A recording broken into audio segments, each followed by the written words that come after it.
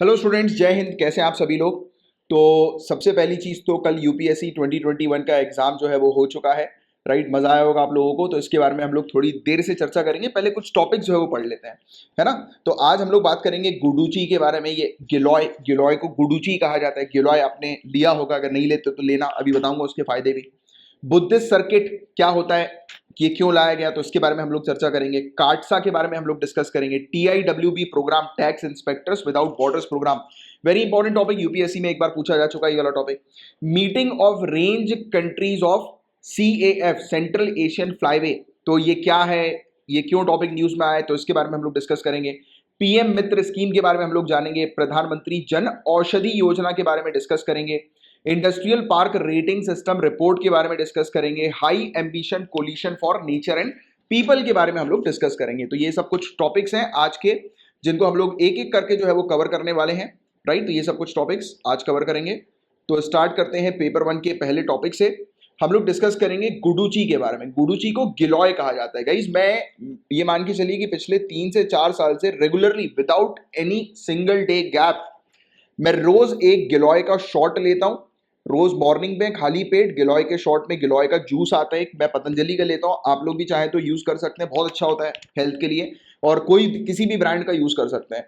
गिलॉय का जूस, इस जूस को 1 चम्मच जूस डाला गिलॉय का, उसमें 2 चम्मच जो है वो गर्म पानी डाल दिया और शॉट ले लिया। जैसे टकीला का शॉट मारते हो ना, वैसे ही शॉट ले लेना है।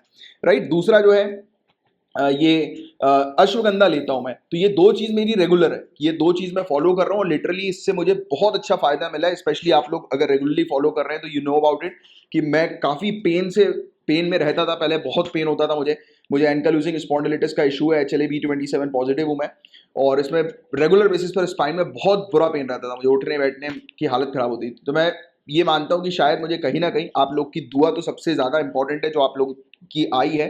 आप लोगों ने जो दुआ करी थी जब मैं पेन में रहता था, 1-2 बार हॉस्पिटलाइज भी हुआ था, आप लोग जानते ही हैं। तो मेरे स्टूडेंट्स की दुआ ने तो मुझे ठीक किया ही किया है। बट मुझे ऐसा लगता है एक और चीज़ है जो मैं हेल्थ वाइज जो है वो करता था, जैसे कि एक गिलॉय का शॉट और अश्वगंधा, तो इससे भी मुझे बहुत बेनिफिट मिला है। और आप एज अ स्टूडेंट के तौर पर इसके साथ एक ब्राह्मी भी ले सकते हैं। एक ब्राह्मी करके पाउडर आता है, राइट, तो उसको गर्म पानी में मिलाकर जो है आप इंटेक कर सकते हैं। ब्राह्मी पाउडर, या रात में सोने से पहले उसको जो है वो गर्म पानी में या दूध में मिलाकर पी लो। एक बार चेक कर लेना दूध में ठीक रहता है कि नहीं, बट गर्म पानी के साथ जो है वो लिया जाना चाहिए।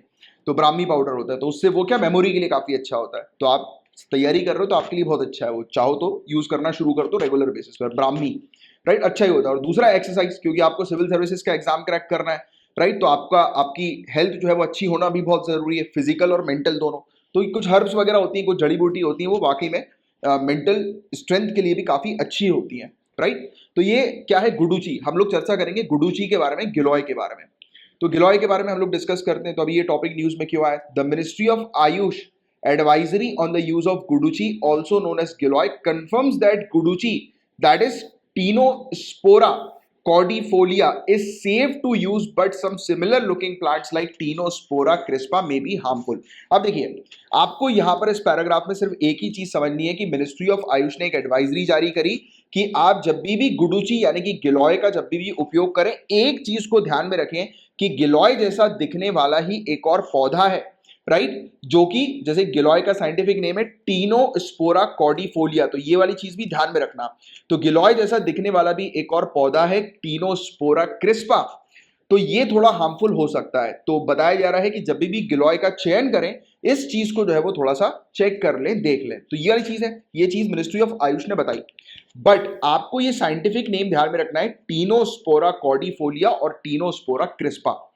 या तो डायरेक्ट क्वेश्चन पूछ लेंगे गुडुची या फिर गिलॉय का साइंटिफिक नेम बता दो, या फिर आपसे ये इन दोनों में ये वाली चीज पूछ लेंगे कि इन दोनों में से बताइए कि कौन सा जो है वो गिलॉय होता है, राइट, या फिर इन दोनों में कौन सा हार्मफुल नहीं है, राइट। तो ये टीनोस्पोरा कॉर्डिफोलिया हार्मफुल नहीं है, क्योंकि ये हेल्थ के लिए काफी अच्छे बेनिफिट्स प्रोवाइड कराता है। अब क्या क्या है तो उसके बारे में मैं आपको बताता हूं। तो ये एक जड़ी बूटी हम लोग को देखने को मिलती है, ये एक हर्ब है and has been used in therapeutics, मतलब कि चिकित्सा में इसका उपयोग जो है वो किया जाता है आयुष सिस्टम के तहत। ठीक है, तो ये चीज आपको थोड़ी सी ध्यान में रखनी है, राइट।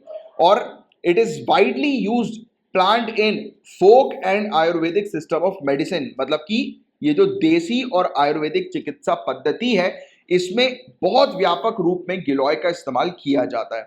इसके केमिकल कॉन्स्टिट्यूएंट जो है वो क्या क्या है, हालांकि आपको ये सब याद रखने की जरूरत नहीं केमिकल कॉन्स्टिट्यूएंट्स, बट दो तीन चीजें ध्यान में रखो, जैसे कि इसके अंदर स्टीरॉइड होता है नेचुरल तौर पर, राइट, इसमें पॉलीसेचेराइड होता है नेचुरल तौर पर, एल्कलॉइड होता है, राइट, इसके अंदर डाइटर पेनाइड लैक्टोन होता है, राइट, ग्लाइकोसाइड होता है, तो ये सब फिनोलिक्स होता है। तो ये सब बेसिक सी चीजें हैं जो थोड़ा सा ध्यान में रख लेना, अगर बाई चांस आ जाए तो यू शुड एबल टू मतलब रिकॉग्नाइज कि हाँ ये चीजें इसके अंदर गिलॉय के अंदर हमें देखने को मिलती हैं, राइट।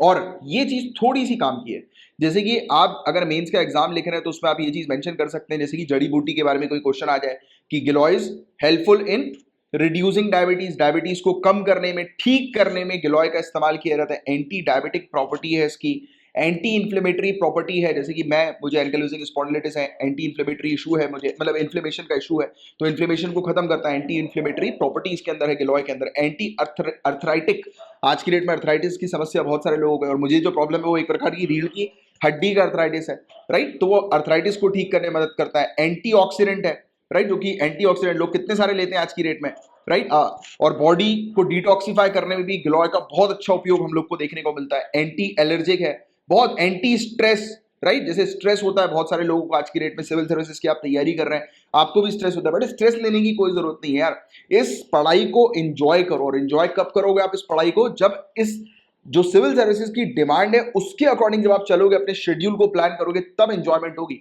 आप देखो एक चीज से मेरी एग्री हमेशा करोगे, आप जो है वो जिस दिन अपनी पढ़ाई नहीं करते हो उसके नेक्स्ट डे आपको स्ट्रेस होने लगता है। अगर मैं गलत हूं तो बताओ, मैं आपको बताता हूं होता क्या है। आप कभी नोटिस करना 7 दिन तक आपकी पढ़ाई बहुत स्मूथ चल रही है, मजा आ रहा है, बिल्कुल सोए से लेकर शाम तक तगड़ी पढ़ाई कर रहे हो, अपने पूरे टारगेट्स फिनिश कर रहे हो, बट एक दिन आपके दोस्त ने बोला कि चला यार थोड़ा पिक्चर देख के आते हैं, चला यार थोड़ा राउंड लगा के आते हैं, गेड़ी लगा के आते हैं, तो जिस दिन आप चले गए उस दिन आपने क्या किया, अपने फ्लो को जो है वो ब्रेक कर दिया, और फिर जब आप वापस उस फ्लो पे आते हो तो वो फ्लो बन नहीं पाता, और फिर इस समय आपका स्ट्रेस होना शुरू होता है। तो स्ट्रेस कब होता है, जब हम अपने पाथ से, अपने रास्ते से जो है वो भटकते हैं, तब स्ट्रेस होता है, राइट।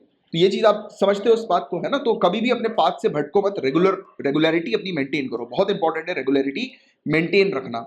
एंटी मलेरियल प्रॉपर्टी है, लेप्रोटिक प्रॉपर्टी है, राइट, इसके अलावा immuno modulatory, anti neoplastic activities, hepato pro protective, ये हम लोग को देखने को मिलता है, राइट। तो ये वाली चीज है, तो ये ऐसी कुछ चीजें 3-4 पॉइंट्स बस आपको ध्यान में रखना है, ठीक है, इसके बारे में। तो ये था पूरा ओवरऑल टॉपिक, सिंपल सी बस इतनी चीजें हैं, जितनी मैंने आपको बताई उतनी मोर देन सफिशिएंट है, ये ध्यान में रखो।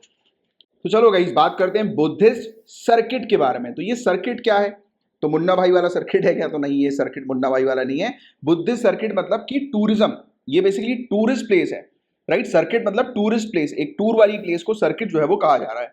तो centre has planned major infrastructure push for Buddhist circuit, तो बुद्धिस्ट सर्किट के लिए इंफ्रास्ट्रक्चर क्रिएट करने के लिए केंद्र की तरफ से हम लोग को देखने को मिल रहा है कि योजना शुरू की जा रही है, राइट, स्कीम जो है वो शुरू की जा रही है, पॉलिसी जो है वो केंद्र लेकर आ रही है इसी चीज के लिए। तो यूनियन टूरिज्म मिनिस्ट्री ने एग्रेसिवली स्टार्ट कर दिया है टूरिज्म प्रमोशन को, और बताया जा रहा है कि इसमें इंडस्ट्री स्टेक होल्डर्स पार्टिसिपेट कर रहे हैं, और स्पेशली जैसे ही कोविड-19 की सिचुएशन में इंप्रूवमेंट हुआ और वैक्सीनेशन टारगेट जैसे ही कंट्री के अंदर अचीव हुए, वैसे ही टूरिज्म को प्रमोट करना शुरू कर दिया है। अब देखो ये वाली चीज उतने अपने लिए काम की नहीं है, सिंपल सी चीज ध्यान में रखनी है कि बुद्धिस्ट सर्किट को जो है वो केंद्र प्रमोट कर रही है, क्योंकि टूरिज्म को ओपन करना जरूरी है, क्योंकि सबसे ज्यादा अफेक्टेड सेक्टर हम लोग को कोविड-19 के कारण टूरिज्म देखने को मिला है, तो इसको रिवाइव करना बहुत जरूरी है। तो अभी सिचुएशन ठीक हुई है, तो अभी ये टूरिज्म जो है वो रिवाइव हो रहा है।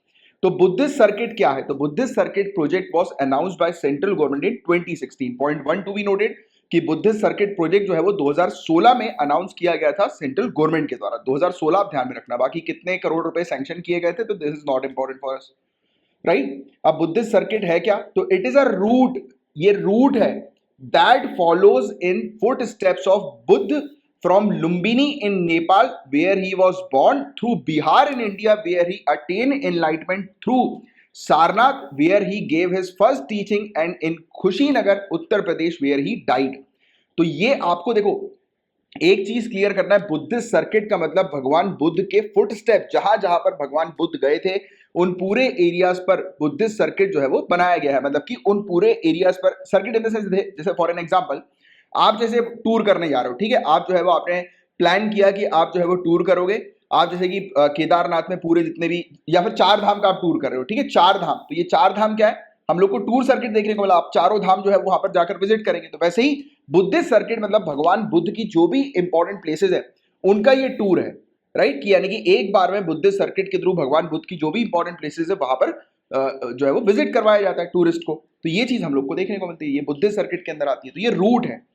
अब यहां पर मेन चीज आपसे जो प्रीलिम से पूछी आएगी वो ये पूछी आएगी कि लुम्बिनी कहां पर है, नेपाल के अंदर है। लुम्बिनी जो है वो किस तरीके से भगवान बुद्ध से एसोसिएटेड है, तो भगवान बुद्ध का जन्म हुआ था लुम्बिनी नेपाल में, ये पॉइंट बहुत अच्छे से ध्यान में रखना, राइट। उसके बाद भगवान बुद्ध पूछा जाएगा, भगवान बुद्ध को एनलाइटनमेंट जो है वो कहां पर प्राप्त हुई, हासिल हुई, उन्हें ज्ञान जो है उसकी प्राप्ति कहां पर हुई, तो आपको ध्यान में रखना है उनको ज्ञान की प्राप्ति जो हुई है वो बिहार के अंदर हम लोग को देखने को मिली है, बोध गया, बोध गया यार, बोध गया बिहार, तो यहां पर इनको जो है वो ज्ञान की प्राप्ति हुई है। यहां पर इंग्लिश में मेरे ख्याल से बोध गया नहीं लिखा हुआ है, आप बोध गया यहां पर मेंशन कर लो, बोध गया, जहां पर एनलाइटनमेंट जो है वो उन्हें हासिल हुआ है, ये बोध गया कहां पर है, बिहार के अंदर हम लोग को देखने को मिल रहा है। तीसरा पॉइंट आपसे पूछा जाएगा कि उन्होंने पहली टीचिंग जो है वो कहां पर दी, राइट, उन्होंने पहला अपना उपदेश जो है वो कहां पर दिया था, तो सारनाथ आपको ध्यान में रखना है, ये कहां पर है, उत्तर प्रदेश के अंदर है, राइट। फिर आपसे पूछा जाएगा कि भगवान बुद्ध जो है महापरिनिर्वाण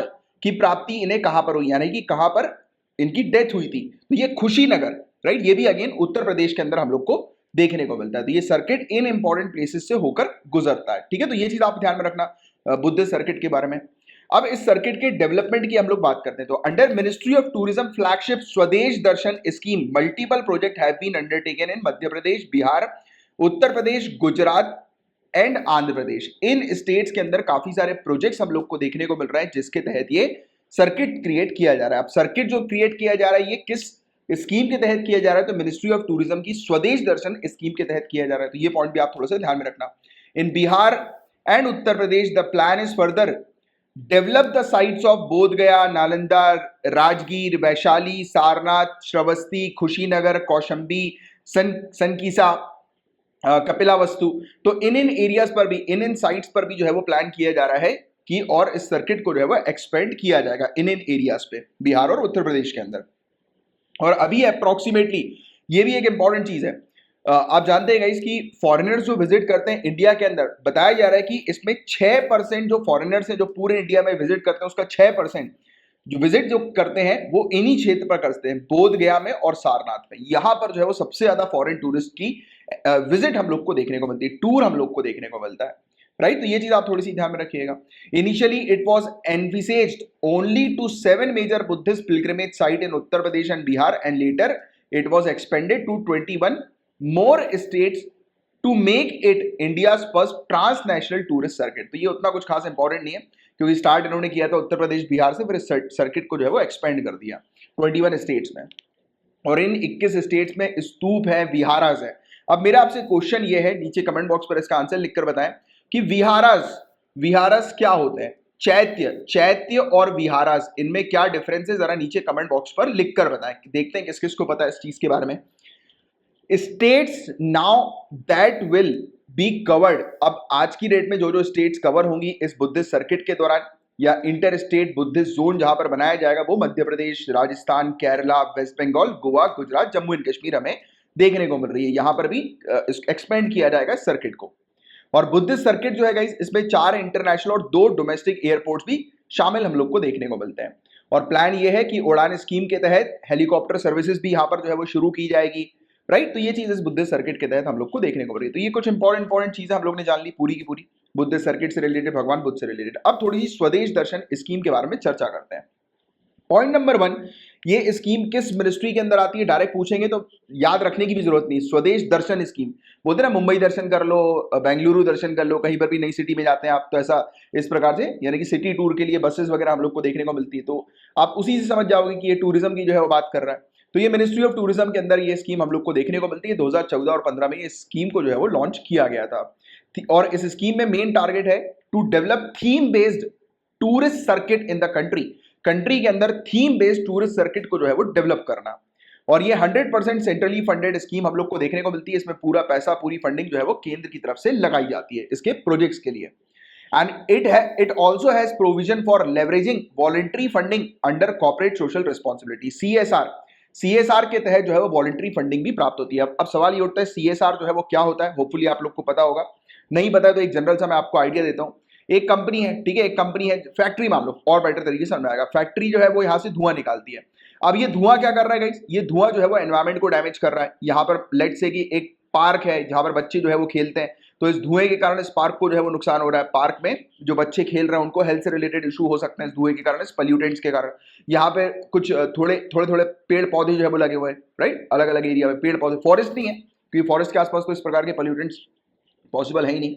आप जानते हैं कि प्रोटेक्टेड एरिया के अंदर जो है वो रख दिया जाता है, फॉरेस्ट के रूल्स रेगुलेशन हम लोग को देखने को मिलते हैं, उसके लिए एनवायरमेंटल क्लियरेंस लेना पड़ता है। तो ये फैक्ट्री स्टैब्लिश ही नहीं होगी फॉरेस्ट के नजदीक में, पास में। बट मैं आपको एक चीज बता रहा हूँ कि जैसे पेड़ पौधे, छोटे मोटे पेड़ पौधे कुछ लगे हुए हैं, तो क्या हो रहा है, उनको तो नुकसान पहुंच रहा है ना। तो कंपनी या इंडस्ट्री उसके कारण जो इस एनवायरमेंट को नुकसान पहुंचा है, तो उसकी भरपाई करने के लिए या फिर उसके, आप ये कह सकते हो कि उसके कंपनसेशन के तौर पर या फिर एक गुडविल के तौर पर कॉर्पोरेट सोशल रिस्पॉन्सिबिलिटी हमें देखने को मिलती है, कंपनीज वगैरह को देना होता है।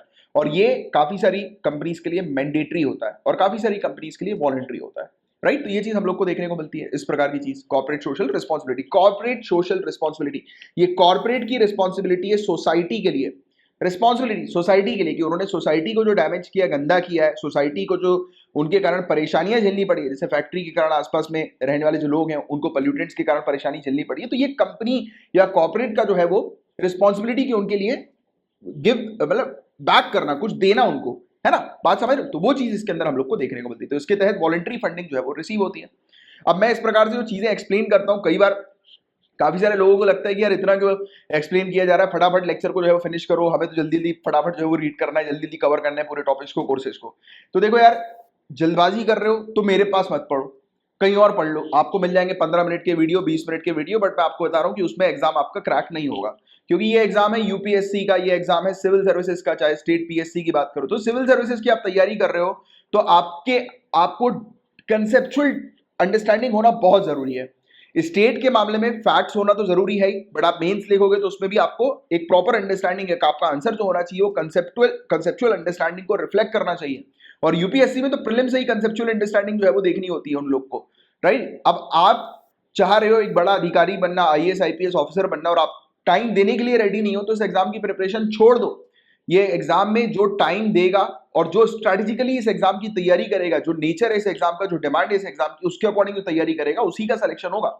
यूपीएससी प्रीलिम्स 2021 का एग्जाम हुआ और काफी सारे वीडियोस बन रहे हैं, काफी सारे लोग कह रहे हैं कि करंट अफेयर से कुछ नहीं आया, और मेरे ही जो रेगुलर स्टूडेंट्स हैं जो मुझे लगातार फॉलो कर रहे हैं, तो उनके लगातार मेरे पास मैसेजेस आ रहे हैं कि सर आपने जो चीज कवर कराई करंट अफेयर्स के अंदर वो तो हमें पता ही था, आएगा ही आएगा। उसके अलावा जो आपने इकोनॉमिक, मतलब करंट अफेयर्स के लेक्चर में जो आपने अंडरस्टैंडिंग बिल्डअप करी हमारी इकोनॉमिक्स को लेकर, तो हम इकोनॉमिक्स के क्वेश्चन कर गए। और पॉलिटी के बैच से जो स्टूडेंट्स थे मेरे, तो उन्होंने क्लियरली बोला कि जो भी आपने पॉलिटी में पढ़ा है एज इट इज जो है वो आया, क्योंकि मैं जिस अकॉर्डिंग आपकी तैयारी कराता हूं वो ऐसी तैयारी है जिसमें कि आपकी जो भी चीज मैं पढ़ा रहा हूं आपके माइंड पे बैठे, एक एक चीज प्रॉपर क्रिस्टल क्लियर तरीके से पूछी है। देखो यार, यूपीएससी डायरेक्ट क्वेश्चन नहीं पूछेगी, और मैंने ये हमेशा बोल के रखा है, और यूपीएससी घुमा फिरा के क्वेश्चन पूछेगी, और जहां आपके कॉन्सेप्ट क्लियर है आप घुमा फिरा के क्वेश्चन को आराम से टैकल कर जाओगे। बट शर्त सिर्फ इतनी है कि आपको टाइम देना होगा, और इस एग्जाम जिस प्रकार की प्रिपरेशन मांगता है वो जो है वो इस एग्जाम की डिमांड आपको फुलफिल करना होगा। और इसी चीज के लिए मैं यूपीएससी का बैच लेकर आया हूं 2022 के लिए। मैं स्पेशली जो रेगुलर मेरे स्टूडेंट्स हैं जो रिलीजियसली इस एग्जाम की तैयारी करना चाह रहे हैं, राइट, बिल्कुल डट के कि चाहे कुछ हो जाए 2020 में उन्हें क्रैक करना है 2020 एग्जाम को, उन्होंने अपनी सब चीजों को साइड रख दिया, सिर्फ एक ही फोकस 2022, राइट, कि 2022 में उनको क्लियर करना है चाहे कुछ हो जाए, तो वो इस बैच को जरूर ज्वाइन करें, क्योंकि इस बैच में मैं प्रॉपर प्लान के साथ, प्रॉपर शेड्यूल के साथ, प्रॉपर टारगेट के साथ आपकी तैयारी करवा रहा हूं, और ऐसी बिल्कुल ऑन रिकॉर्ड तैयारी कि आपके पास पूरा रिकॉर्ड अवेलेबल होगा, आप क्या कर रहे हो पूरे दिन में आपको पहले ही दे दिया जाएगा कि ये टास्क आपको फिनिश अप करना है, वो टास्क आप फिनिश अप करोगे। इवन बहुत सारी चीजें ऐसी कि आपका मेंस का आंसर जो है वो कैसा आप अच्छा लिख सकते हो, किस प्रकार से आप मेंस का आंसर लिखोगे, और सबसे मोस्ट इंपॉर्टेंट पॉइंट, नोट्स। मैं नोट्स, और कभी भी गलती ये मत कर लेना यार कि किसी के भी नोट्स उठा के पढ़ रहे हो, चाहिए टॉपर के मैं नोट्स पढ़ लूंगा तो मैं एग्जाम क्रैक कर जाऊंगा। आप सबसे बड़े मूर्ख हो अगर आप यूपीएससी सिविल सर्विसेज की तैयारी में किसी टॉपर के नोट्स या किसी और के नोट्स जो है वो बटोर रहे हो, कभी गलती मत करना। अब मैंने यहां पर सीए लिखा है, राइट, सीए लिखा है। अब मेरी अंडरस्टैंडिंग है, मैंने सीए लिखा है किस चीज को देख ध्यान में रखते हुए, चार्टर्ड अकाउंटेंट को ध्यान में रखते हैं। यहां पर सीए पढ़ोगे मतलब कि करंट अफेयर्स पढ़ने लगोगे। काफी सारे लोग कह रहे ये तो करंट अफेयर्स लिखा है इसने। तो हर एक इंडिविजुअल के नोट्स अलग होते हैं क्यों। और दूसरी बात, नोट्स में सामने वाला व्यक्ति वो चीज नहीं लिखता है जो चीज उसको ऑलरेडी पता है। नोट्स में सिर्फ वही चीज लिखी जाती है जो चीज उस पर्टिकुलर, जैसे कि मैं हूं, मैं अगर किसी चीज का नोट्स बनाऊंगा, राइट, जैसे कि मैं काफी सारी बुक्स जो है वो रीड करता रहता हूँ, इधर उधर की जो किताबें होती है काफी अच्छी, जो टॉप जो बुक्स वगैरह होती हैं तो उसको मैं रीड करता रहता हूँ टॉप ऑथर्स की। तो जब मैं रीड करता हूँ तो मेरी एक हैबिट है कि साथ में मैं कुछ कुछ चीजों के नोट्स बनाते रहता हूँ, इंपॉर्टेंट चीजों के, राइट। अब जैसे कि कुछ कॉन्सेप्ट, जैसे कॉर्पोरेट सोशल रिस्पॉन्सिबिलिटी का कॉन्सेप्ट मुझे ऑलरेडी पहले से पता है, तो मैं उसका नोट नहीं बनाऊंगा क्योंकि मुझे उसके कॉन्सेप्ट पता है। मेरे को किसी और चीज के कॉन्सेप्ट नहीं बताओगे तो मैं उसके नोट्स बनाऊंगा, है ना। तो सामने वाला व्यक्ति जब जो नोट्स बनाता है तब वो उसी चीज को लिखता है जो चीज उसे नहीं पता, जो चीज उसे रिकॉल करनी है। बट जिस चीज की उसकी ऑलरेडी कंसेप्चुअल अंडरस्टैंडिंग क्लियर है तो वो नहीं लिखेगा नोट्स में, क्योंकि उसको अपने नोट्स का मतलब क्या है कि एट द एंड मूवमेंट में उसको फटाफट जो है वो रिकॉल करना है। तो जो भी लोग ये गलती करते हैं दे आर इडियट्स, एंड आप ब्यूरोक्रेट्स हैं।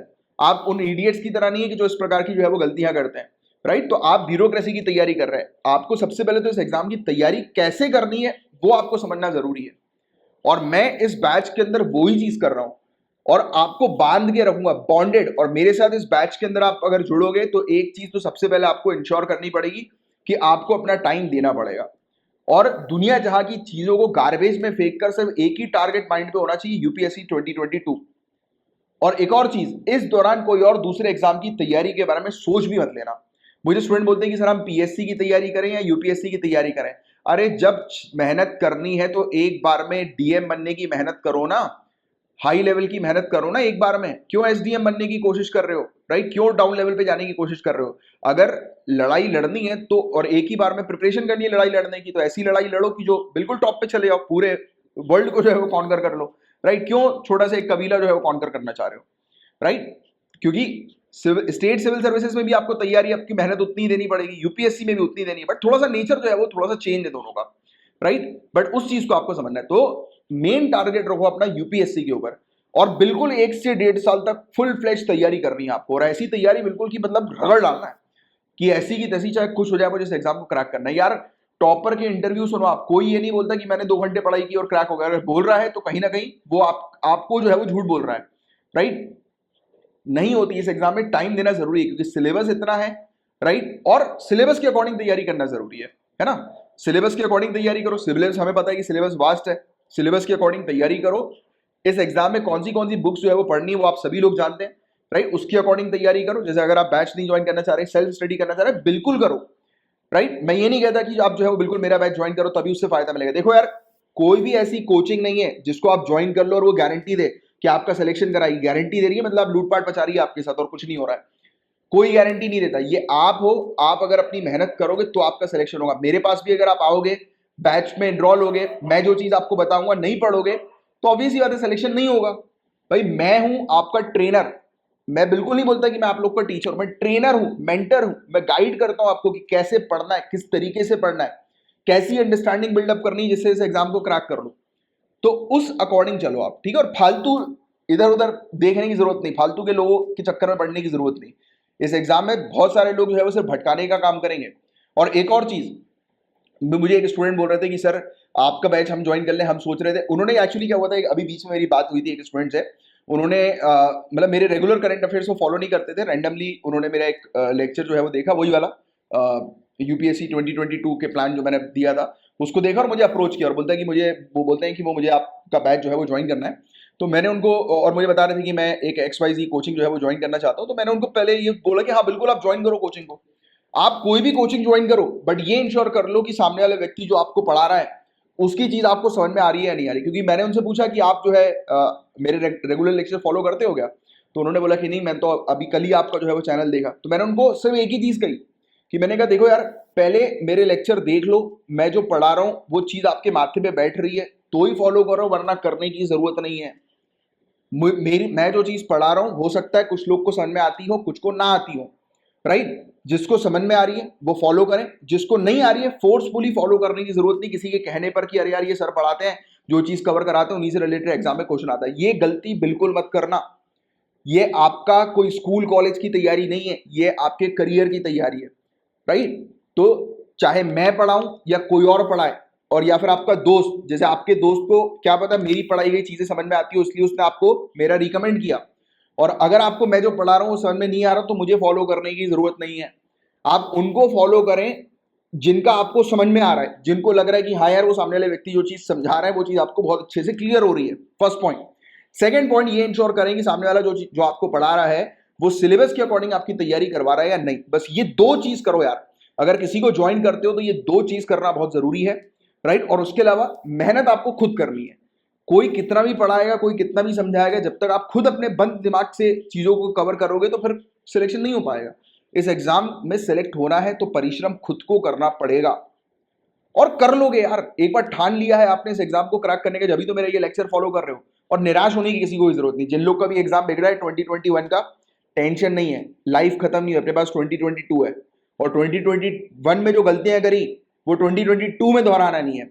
वन में गलती हुई, वन में लगा कि अरे यार आज छोड़ देते हैं यार, आज तो मन नहीं कर रहा यार, पिक्चर देख लेते हैं, नई वेब सीरीज आई, अरे ये देख लेते हैं, वो देख लेते हैं, कल कर लेंगे, है ना। ये हरकत नहीं करनी। इस एग्जाम में आपको कंटिन्यूअस चलना है, चाहे कुछ हो जाए, वो टारगेट्स आपके फिनिश होने चाहिए, तब जाकर एग्जाम से पहले पहले तक आपकी पूरी तैयारी बहुत अच्छी हो जाएगी।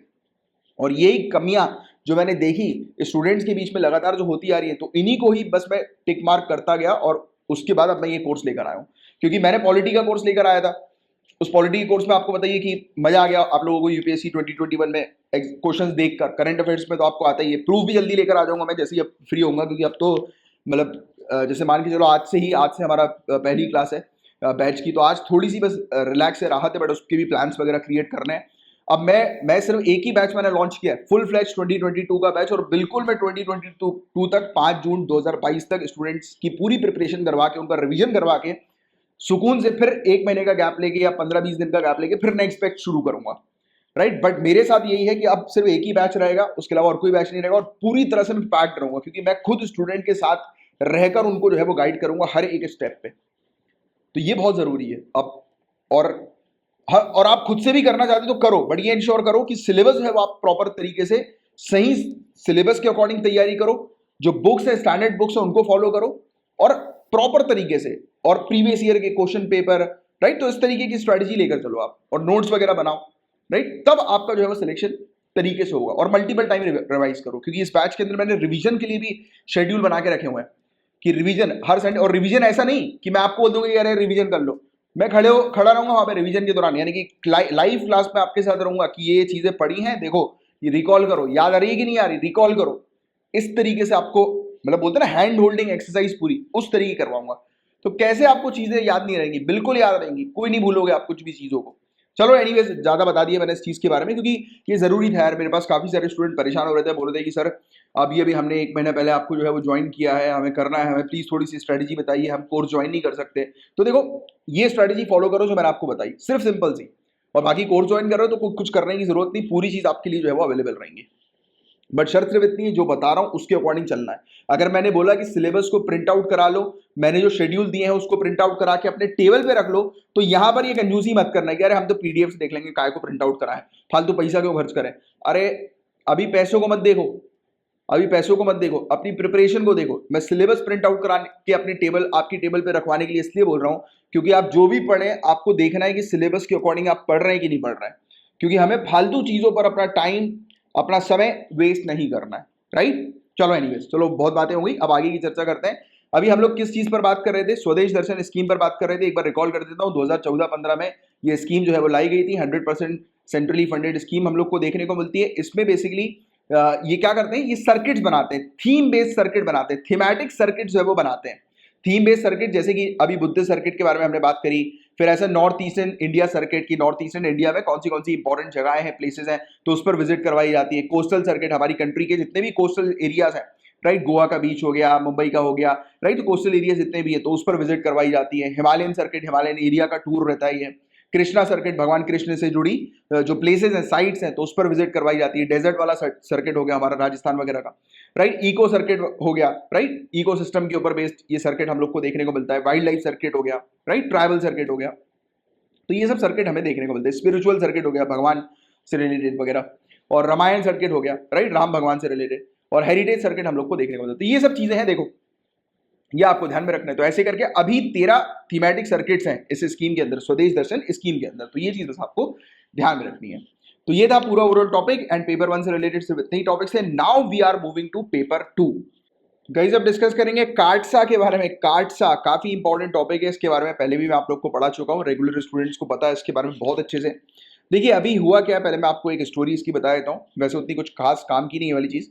तो हाल ही में अमेरिकी विदेशी उप सचिव Wendy Sherman, US deputy secretary of state Wendy Sherman, right, तो इन्होंने अपनी भारत यात्रा के दौरान नई दिल्ली को इस तरह का पहला संकेत दिया है कि इस साल के अंत तक 5.5 बिलियन अमेरिकी डॉलर के सौदे के तहत नई दिल्ली द्वारा रूस निर्मित 5 S-400 Triumph anti aircraft missile system की डिलीवरी होने पर वॉशिंगटन भारत सरकार पर प्रतिबंध लगाने पर पुनर्विचार कर सकता है। इन शॉर्ट यूनाइटेड स्टेट्स ये बोल रहा है कि इस साल के एंड तक इंडिया जो S-400 surface to air defence missile system खरीद रही है और उसकी 5 सिस्टम की डिलीवरी इंडिया के अंदर होगी, यानी कि इंडिया के पास आएगी इस साल के एंड तक।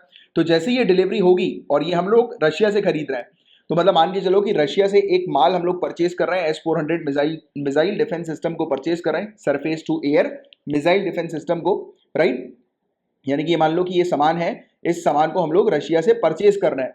तो यूनाइटेड स्टेट्स ये बोल रहा है कि ये सामान जैसे ही इंडिया के अंदर आएगा, जैसे ही इंडिया रशिया से इस सामान को जो है वो परचेज करेगी, ये सामान जैसे ही इंडिया के अंदर आएगा, तो वैसे ही यूनाइटेड स्टेट्स विचार करेगा इंडिया के ऊपर सैंक्शन लगाने के ऊपर लगाने के लिए। तो सैंक्शन लगाने के लिए का मतलब क्या है कि इंडिया को वेरियस मिलिट्री सप्लाईज बंद कर देगा, बैन कर देगा, इंडिया को सपोर्ट करना बैन कर देगा, दूसरी कंट्री से बोलेगा कि इंडिया के साथ वेरियस चीजों में जो है वो ट्रेड ना करे, राइट। तो ऐसी चीज जो है वो करने के ऊपर विचार फिर से करेगा। फिर से मतलब इसने पहले भी किया था, राइट, क्योंकि आप जानते हैं कि यूनाइटेड स्टेट्स बिल्कुल भी नहीं चाह रहा है कि ये वाली डील जो है वो इंडिया करे, और इसको लेकर इंडिया को तो बहुत धमकाया था यूनाइटेड स्टेट्स ने, अगर तुम डील करोगे तो तुम्हारे ऊपर सैंक्शन लगा देंगे। हमने बोला भाड़ में जाओ, हमारे लिए S-400 हमें पता है कि बहुत अच्छा है, तो हम इस डील करेंगे। अब देखो आप खुद सोचो ना, अब आपके लिए जैसे कि फॉर एग्जाम्पल आपको एक फोन परचेज करना है, ठीक है, आपको एक फोन परचेज करना है भाई, आपको ये चीज पसंद आ रही है, बहुत एडवांस है, राइट, बिल्कुल आईफोन अभी 13 आ गया कि नहीं आया, मेरे ख्याल से शायद आ गया है। तो आईफोन 13 जो है वो आपने देखा कि यार आपको आईफोन 13 परचेज करना है और आपकी रिक्वायरमेंट के अकॉर्डिंग बहुत बेहतरीन है ये, तो आपने इस चीज को जो है वो लेना चाह रहे हो आप, राइट। बट आपका दोस्त बोल रहा है भाई ये मत ले यार, सैमसंग का ले, क्या कर रहा है तो आईफोन के चक्कर में मत पड़े, बेकार होते हैं ये, ऐसा वैसा आपको ज्ञान दे रहा है। बट आपको जो है वो आईफोन 13 खरीदना है, क्योंकि आप जानते हो कि उसमें एडवांस फीचर है बहुत सारे, राइट। तो आप क्या कर रहे हो, आप इससे खरीद रहे हो, फिर आपका दोस्त बोल रहा है यार तू ये आईफोन 13 लेगा तो मैं तुझसे बात नहीं करूंगा, राइट। तो क्या हो रहा है कि आपकी जो पसंद है उसको जो है वो नकारा जा रहा है, राइट। तो यूनाइटेड स्टेट्स जो है वो नहीं चाह रहा कि बिल्कुल भी कि हम लोग जो है वो S-400 जो है वो रशिया से परचेज करें। अब इस चीज को यूपीएससी पॉइंट ऑफ व्यू से किस तरीके से आपको समझना है। ज्यादातर लोग ये सोचेंगे कि यूनाइटेड स्टेट्स की दुश्मनी है रशिया के साथ, इसलिए यूनाइटेड स्टेट्स जो है वो इस प्रकार से सैंक्शन लगाने की धमकी कर रहा है, इसलिए यूनाइटेड स्टेट्स चाह रहा है कि इंडिया जो है वो रशिया से जो है वो ये डील ना करे, ठीक है, यूनाइटेड स्टेट्स की रशिया से दुश्मनी है इसलिए, ठीक है, ऐसा काफी सारे लोग सोचेंगे, जो कि ठीक भी है, गलत नहीं है, बट पूरी तरह से चीजें करेक्ट नहीं है, क्योंकि यूपीएससी के लेवल की तैयारी करनी है तो आपको उसकी जड़ पर जाना जरूरी है कि यार ऐसा क्या है इस S-400 की डील में जिसने यूएसए को गुस्सा करके रखा हुआ है। अब देखो दूसरा पॉइंट, लोगों को लगेगा कि अरे नहीं यार ये तो एंटी ब्लास्टिक मिसाइल हम लोग को देखने को मिलती है, एंटी एयरक्राफ्ट मिसाइल सिस्टम है, राइट, ये सिक्योरिटी के लिए जो है वो बड़ी दिक्कत वाली बात हो जाएगी, इसलिए शायद यूएसए चाह रहा है कि किसी भी कंट्री इस प्रकार के मिसाइल सिस्टम को जो है वो पोजेस ना करे इस क्षेत्र में शांति बरकरार रखने के लिए, क्योंकि सुपर पावर है, राइट। तो इस प्रकार की भी हरकत यूनाइटेड स्टेट्स की तरफ से रहती है कि कोई और कंट्री जो है वो, यानी कि इंडिया जो है वो ओवर पावर ना हो जाए इस डिफेंस मिसाइल सिस्टम को लेकर। तो स्ट्रेटेजिकली देखा जाए तो ये भी ठीक है, बट एक्चुअल में ऐसा है नहीं। एक्चुअली में है क्या, मैं आपको बताता हूं। यूनाइटेड स्टेट्स की सेम जैसे S-400 की टेक्नोलॉजी है ना, वैसे ही यूनाइटेड स्टेट्स के पास है थर्ड, क्या है, TH, लिख लो, THAAD, इसका फुल फॉर्म है terminal high altitude area defence, terminal high altitude area defence. तो जैसा S-400 surface to air missile defence system है ना, वैसा ही यूनाइटेड स्टेट्स के पास भी थर्ड है, बट हम लोगों ने थर्ड को रिजेक्ट कर दिया और S-400 को जो है वो बोला है कि मतलब कि हम लोगों ने सैमसंग को रिजेक्ट कर दिया, बट हमने बोला कि आईफोन हमें चाहिए क्योंकि हमारे लिए आईफोन बहुत अच्छा है सिक्योरिटी पॉइंट ऑफ व्यू से, राइट, क्योंकि उसकी सिक्योरिटी काफी अच्छी है। अब दूसरे एंड्रॉइड जो है उसमें सिक्योरिटी ब्रीच हो जाती है, बट आईफोन की एटलीस्ट ये हम इंश्योर कर सकते हैं कि हाँ यार उसकी सिक्योरिटी अच्छी है, सिक्योरिटी सिस्टम उसका अच्छा है। तो हम लोगों ने क्या किया, सैमसंग को जो है वो रिजेक्ट कर दिया और आईफोन को जो है वो लेने के लिए हम बढ़ गए, मतलब S400 को हम लेना चाहते हैं, सैमसंग को हमने रिजेक्ट कर दिया। तो ये रिजेक्शन बर्दाश्त नहीं हुआ यूनाइटेड स्टेट्स को, राइट, कि यार ये तो हमारी डिफेंस सिस्टम को जो है वो इंफीरियर बता रहा है इंडिया। फर्स्ट पॉइंट, पहला पॉइंट इंफीरियर, मतलब कि उसकी टेक्नोलॉजी के मतलब आगे जाकर हम लोग जो है वो रशिया से टेक्नोलॉजी परचेस कर रहे हैं, जो कि अगेन रशिया के और यूनाइटेड स्टेट्स के हम जानते हैं कि रिलेशन अच्छे नहीं है। तो एक प्रकार से यूनाइटेड स्टेट्स की जो एंटी कंट्री है, राइट, तो उसके साथ जो है वो हम लोग एक डील कर रहे हैं। तो वो यूनाइटेड स्टेट्स को पसंद नहीं आया क्योंकि सेम टेक्नोलॉजी उसके पास भी है। अब ये तो एक बात हो गई, बट इंटरनेशनल पॉलिटिक्स में इंटरेस्ट मेजर रोल प्ले करता है, और मैंने आपको ये वाली बात हमेशा बताई हुई है, चाहे वो इंटरनेशनल पॉलिटिक्स हो, चाहे वो नेशनल पॉलिटिक्स हो, या पर्सनल लेवल पे भी हो। जिस भी आपको हमेशा चीजों को ध्यान में रखना है, अगर आपको किसी चीज को समझना है तो उसके इंटरेस्ट को समझो। जैसे आपसे अगर कोई व्यक्ति बहुत ज्यादा दोस्ती यारी कर रहा है, बहुत एकदम बढ़िया बढ़िया सा रहने लगा है आपके साथ, तो ये मान के चलो कि सामने वाले व्यक्ति को आपसे कुछ ना कुछ तो काम है, मतलब उसका इंटरेस्ट अगर आपने पता लगा लिया कि उसको आपसे क्या काम है, तो आप जो है वो चीजों को समझ जाओगे, उसके इंटेंशन को समझ जाओगे। आप आज की डेट में सिविल सर्विसेज की तैयारी कर रहे हो, आपने ढिंडोरा पीट दिया सभी जगह पर अपने परिवार पर कि आप सिविल सर्विसेज की तैयारी कर रहे हो, दूर दराज, और आप बहुत तगड़ी तरीके से तैयारी कर रहे हो कि सामने वाले को अब लगने लगा कि अरे यार आपका तो सिलेक्शन पक्का है। अब वो लोग आपसे दोस्ती बनाना शुरू कर देंगे, राइट, बिल्कुल आने जाने शुरू कर देंगे, मिलना शुरू कर देंगे, फोन कॉल करना शुरू कर देंगे। आपको लगेगा कि अरे यार ये अचानक से इसको क्या हो गया, पहले तो बात नहीं करता था, बहुत मीठा बन रहा है। वो क्यों? क्योंकि उसको पता लग गया आपके अंदर का पोटेंशियल, और वो आपसे इसलिए जुड़ना चाहता है बिकॉज ऑब्वियस ही बात है, आप पावर में आ जाओगे, और जब आप जिस दिन पावर में आ गए तो उस दिन उसके लिए बेनिफिट करोगे आप, राइट, कहीं ना कहीं से एटलीस्ट यही बोलने के लिए कि मेरा खास दोस्त तो IAS है, या मेरी खास दोस्त तो IPS है ना, तो वाली चीज। तो इंटरेस्ट, गेम इंटरेस्ट का है, तो यूनाइटेड स्टेट्स का इंटरेस्ट क्या है? पैसा। हम S400 अगर रशिया से परचेज करेंगे तो पैसा किसको देंगे? रशिया को देंगे ना। वहीं अगर हम थर्ड अगर यूनाइटेड स्टेट्स से परचेज करते तो पैसा किसको देते? यूनाइटेड स्टेट्स को देते। तो कहीं ना कहीं एक तो स्ट्रेटेजिक पॉइंट ऑफ व्यू से भी, इकोनॉमिक पॉइंट ऑफ व्यू से भी, और दूसरी बात वही वाली बात हो जाती है सुपर पावर वाली बात, कि यार मैं सुपर पावर हूं, तुमने मेरी टेक्नोलॉजी को जो है वो रिजेक्ट कर दिया, तो वो रिजेक्शन, तो ये सब कलेक्टिव पॉइंट्स है। ये कलेक्टिव पॉइंट्स आपको मेंशन करना जरूरी है, जिसमें मोस्ट इंपॉर्टेंट पॉइंट है इकोनॉमिक्स का, क्योंकि सिविल सर्विसेज के एग्जाम में कनेक्टिविटी और हर एक पॉइंट, हर एक एरिया को आप टच कर पा रहे हो कि नहीं कर पा रहे हो, वो आपके मेंस के आंसर में चेक किया जाता है। और जहां आपने इस इंटरेस्ट की बात कर दी, और जहां आपने इस तरीके के स्टेटमेंट डाल दिए इंटरेस्ट को ध्यान में रखते हुए या और इकोनॉमिक्स को ध्यान में रखते हुए, तो मजा आ जाना है आपका। 10 में से 7 मार्क्स का आपका आंसर बन जाएगा, राइट। अब आप बोलोगे 10 में से 10 क्यों नहीं, तो पहले भी बता चुका हूं, फुल मार्क्स नहीं मिलते हैं। 10 में से 7 मतलब कि फुल टॉप 1 रैंक 1 आ जाएगी आपकी। चलो अब what next? There has been unease in Washington ever since 2016 when India announced the deal with Russia, which remains New Delhi biggest defense partner, right? अब इंडिया ने जैसी रशिया के साथ जो है वो डील करी, यूनाइटेड स्टेट्स का माथा गर्म होना शुरू हो गया। Now S400 deal could attract sanction under USA CAATSA law. United States के कार्टसा लॉ के तहत S400 डील जब हम करेंगे तो हमारे ऊपर जो है वो सैंक्शन लग सकते हैं, बट हमें फर्क नहीं पड़ता। हमने पहले भी क्लियर कर दिया कि जो हमारे लिए इंपॉर्टेंट है हम उसकी तरफ जाएंगे। जैसे कि ईरान के केस में भी याद करो, यूनाइटेड स्टेट्स ने, आप जानते हैं कि ईरान के साथ हम लोग जो है वो डील करते हैं ऑयल में, क्रूड ऑयल में सबसे ज्यादा डील हमारी ईरान के साथ जो है वो होती है इंडिया की, है ना। तो यूनाइटेड स्टेट्स ने ईरान के ऊपर सैंक्शन लगा हुआ है कि कोई भी कंट्री ईरान के साथ किसी भी प्रकार की डील करेगी तो यूनाइटेड स्टेट्स उस कंट्री के ऊपर भी सैंक्शन लगा लेगा। बट हम लोगों ने उसके साथ कंटिन्यू रखी ईरान के साथ अपनी डील, क्योंकि because we know our interest and we know our power also, कि यूनाइटेड स्टेट्स को हमसे जरूरत तो पड़ेगी, वो हमसे पंगा नहीं ले सकता, क्योंकि हमें पता लग गया यूनाइटेड स्टेट्स की और चाइना की अड़ी चल रही है, आपस में जो है बातचीत नहीं चल रही है, उनकी झगड़ा चल रहा है। हमने वो देखा था, ट्रेड वॉर इनके बीच में देखा था। तो हमें पता है कि इस जगह पर यूनाइटेड स्टेट्स को अपना दबदबा बनाना है तो इंडिया के साथ दोस्ती तो करनी पड़ेगी भाई, है ना। तो आपको इस तरीके से चीजों को समझना है, इंटीग्रेटेड तरीके से, राइट। तो यही चीज है तो ईरान के साथ, बट फिर भी हमारा इंटरेस्ट क्लियर है कि हमें ईरान के साथ भैया रखना था, रिलेशनशिप रखना था, क्योंकि बिकॉज हमें सेंट्रल एशिया में पहुंचना। अगर ईरान के साथ अपन रिलेशनशिप खराब कर देंगे तो स्ट्रेटेजिकली अगर चीजों को देखें तो पाकिस्तान से हमारी बनती नहीं है, उस सेंट्रल एशिया की तरफ जाना है तो ऑब्वियस ही बात है कोई और कंट्री के थ्रू जाना ही पड़ेगा, जिसमें ईरान सबसे नजदीक और बेस्ट कंट्री हमें देखने को मिलती है अफगानिस्तान से होते हुए सेंट्रल एशिया तक पहुंचने के लिए, अपने मार्केट को एक्सपेंड करने के लिए, जैसे कि हमारा आत्मनिर्भर भारत का जो प्लान है ना। तो ये चीज इंपॉर्टेंट है, ये एरियाज पर आपको काम करना जरूरी है, इस एरिया पर सोचना जरूरी है। तो S400 के सौदे पर अमेरिकी के कार्टसा कानून के तहत भारत पर प्रतिबंध लगाए जा सकते हैं। तो ये चीज हमें देखने को मिल रही है, और आपको ये चीज थोड़ी सी याद रखनी है कि कार्टसा लॉ के तहत यूनाइटेड स्टेट्स ने सेम डील पर किन कंट्रीज के ऊपर जो है वो सैंक्शन लगाए हैं, तो चाइना और टर्की के ऊपर ऑलरेडी S-400 को लेकर सैंक्शन लगाए जा चुके हैं, राइट। टर्की जरूर याद रखना। तो why sorry what is S-400 air defence missile system, तो ये क्या है, तो काफी पावरफुल टेक्नोलॉजी है, surface to air missile system ये हमें देखने को मिलती है। सरफेस टू एयर यानी कि नीचे रखकर आप उसको ऊपर हवाई जो टारगेट्स हैं उन पर हिट कर सकते हो, अटैक कर सकते हो, और इसे रशिया ने डिजाइन किया है। Most dangerous operationally deployed modern long range SAM MLR SAM in the world.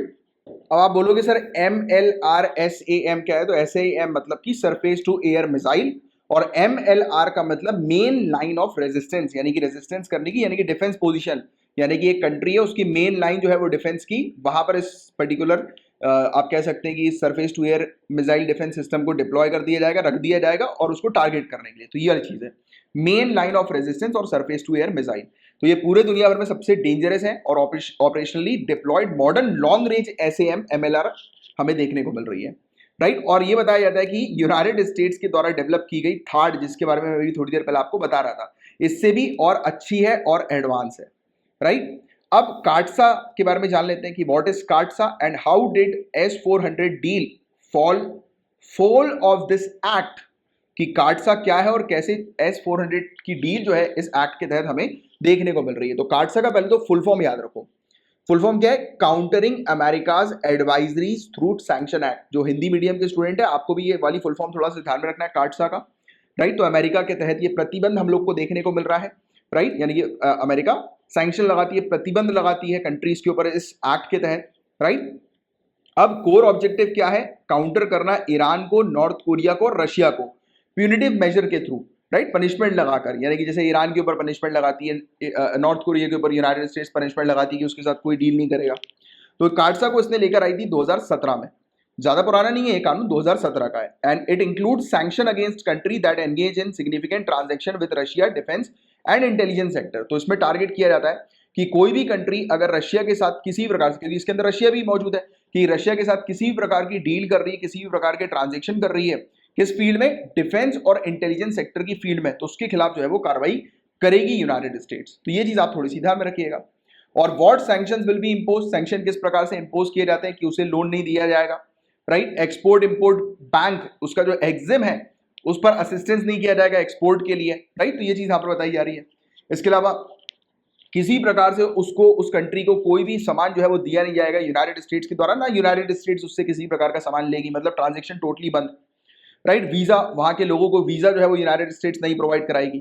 तो ये सब कुछ हम लोग को देखने को मिलते हैं कि प्रतिबंध जो है वो लगाए जाते हैं, राइट, जो भी कंट्री कार्टसा के तहत जो है वो लाई जाती है। तो ये चीजें, तो इंडिया को भी धमकी दे रहा है ये यूनाइटेड स्टेट्स की, कार्टसा के तहत तुम्हें जो है वो बुक कर दिया जाएगा। तो हम लोग को पता है हमारा इंटरेस्ट क्या है, तो हम लोग उसकी धमकी से डर नहीं रहे, और हमें अपना इंटरेस्ट भी पता है, और हमें ये भी पता है कि यूनाइटेड स्टेट्स को भी इंडिया की जरूरत है, राइट। तो जब भी आप ब्यूरोक्रेट बनेंगे, क्योंकि ये तैयारी सिविल सर्विसेज की ब्यूरोक्रेसी की है, तो ये आपको सिखाती है कि आपको किस प्रकार से जो है वो ऑपरेट करना है, क्या आपकी रणनीति आपको लेकर चलनी है। जब आप उस पर्टिकुलर फील्ड में जाएंगे, जब आप मतलब एक्चुअल में IAS, आप देखो, पहली बात तो मैं हमेशा कहता हूँ आप इस एग्जाम की तैयारी करो तो अपने आप को IAS IPS मानकर तैयारी करो, तब और मजा आएगा इस एग्जाम की तैयारी करने में, है ना। और दूसरी बात, जब आप ऑफिशियली बन जाओगे तब आप किस प्रकार से रणनीति करोगे, वो आपकी जो आज की जो तैयारी है ना, उसी के ऊपर बेस्ड रहेगा कि आप कितने स्ट्रांग हो, राइट। अब आप एग्जाम तो निकाल लोगे क्योंकि इस प्रकार की चीजों को डेवलप करके, बट किसने कितने अच्छे से ये चीजों को डेवलप करी है, उसका फर्दर करियर भी जो है वो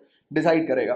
क्योंकि ये प्रिपरेशन बहुत बेहतरीन है यार, इस प्रिपरेशन को एंजॉय करो, बर्डन की तरह मत लो, रेगुलर बेसिस पर अपने पास टास्क रखो कि मुझे ये करना है, मतलब करना है। अपने आप को चैलेंज दो, बोलो कि मैं एक IAS ऑफिसर और IPS ऑफिसर हूँ, राइट। मुझे जो है वो 1 साल के अंदर जो है वो पूरी ये सब किताबें जो है पढ़नी है, राइट। जैसे आप कभी किसी मिशन पे जाओगे IPS बनने के बाद फॉरेन कंट्री के अंदर, तो इवन तो उसमें तो धर्म भी चेंज करना पड़ जाता है, वेरियस धार्मिक किताबें जो है जो कि कितनी ज्यादा डिफिकल्ट किताबें होती हैं, तो वो आपको रटना रहता है, पढ़ना रहता है पूरी का पूरा, है ना। कहीं पर भी आप जा रहे हो धार्मिक किताबें आपको पढ़नी होती, कई बार होता है ना आइडेंटिटी बिल्कुल चेंज करके बिल्कुल एक अदर पर्सन की तरह जो है वो रहना पड़ता है आपको, राइट। तो वही चीज है, तो उस तरीके का टास्क लो और गेम खेलो ये वाला बढ़िया सा। चलो एनीवेज, तो यार मैं आज इसलिए भी आप लोग को ये सब बातें बता रहा हूँ कि कुछ मेरे मतलब स्टूडेंट्स हैं अभी जिन्होंने फॉलो किया है, और कुछ ऐसे हैं जो भटकते थे, बार बार किसी के कहने पर इधर उधर हो जाते थे, राइट। तो वो अभी वापस जो है वो पलट कर आए हैं। तो मैं चाह रहा हूँ कि आप अपना मोटिवेशन बरकरार रखो यार। अब डरने की जरूरत नहीं है। यूपीएससी 2021 जैसा गया चला गया, आपको यूपीएससी 2022 पर फुल फ्लेज तरीके से फोकस करना है, ठीक है।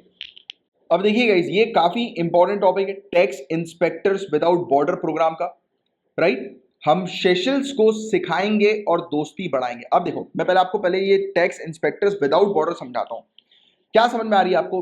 विदाउट बॉर्डर्स, ये दो कंट्री हैं, इसमें आप बोलोगे विदाउट बॉर्डर का मतलब कि एक कंट्री के टैक्स इंस्पेक्टर दूसरी कंट्री में जा सकते हैं, राइट, और दूसरी कंट्री के टैक्स इंस्पेक्टर यहां पर आ सकते हैं। किस चीज के लिए? क्या इंस्पेक्शन के लिए? नहीं, सिखाने के लिए। यहां पर एक्चुअली हम लोग जो है वो सेशंस को सिखाएंगे कि किस प्रकार से उनको जो है वो मतलब टैक्सेशन सिस्टम को अपने अच्छा करना है, राइट, कैसे वो अपने टैक्सेशन सिस्टम को, ऑडिटिंग को बेटर कर सकते हैं। तो ये हम उनको जो है वो सिखाएंगे, हम उनको ट्रेन करेंगे, राइट। तो जरा मुझे नीचे कमेंट बॉक्स पर लिखकर बताओ कि इसी प्रकार की ट्रेनिंग अभी रिसेंट पास्ट में हमने किस कंट्री को दी है, और इसके बारे में मैं पहले भी पढ़ा चुका हूं आपको, और अभी हम लोग सेशल्स को दे रहे हैं। तो दूसरा आपका टास्क ये है कि सेशल्स को मैप में जाकर देखो और बताओ जरा सेशल्स जो है वो कहां पर है, उसकी लोकेशन का आइडिया दो मुझे नीचे कमेंट बॉक्स पर लिखकर, राइट। तो देखिए, सेशल्स का tax inspectors without border programme ये लॉन्च किया गया है इंडिया की पार्टनरशिप के साथ। इस प्रोग्राम के तहत हमें देखने को मिल रहा है, और ये प्रोग्राम जो है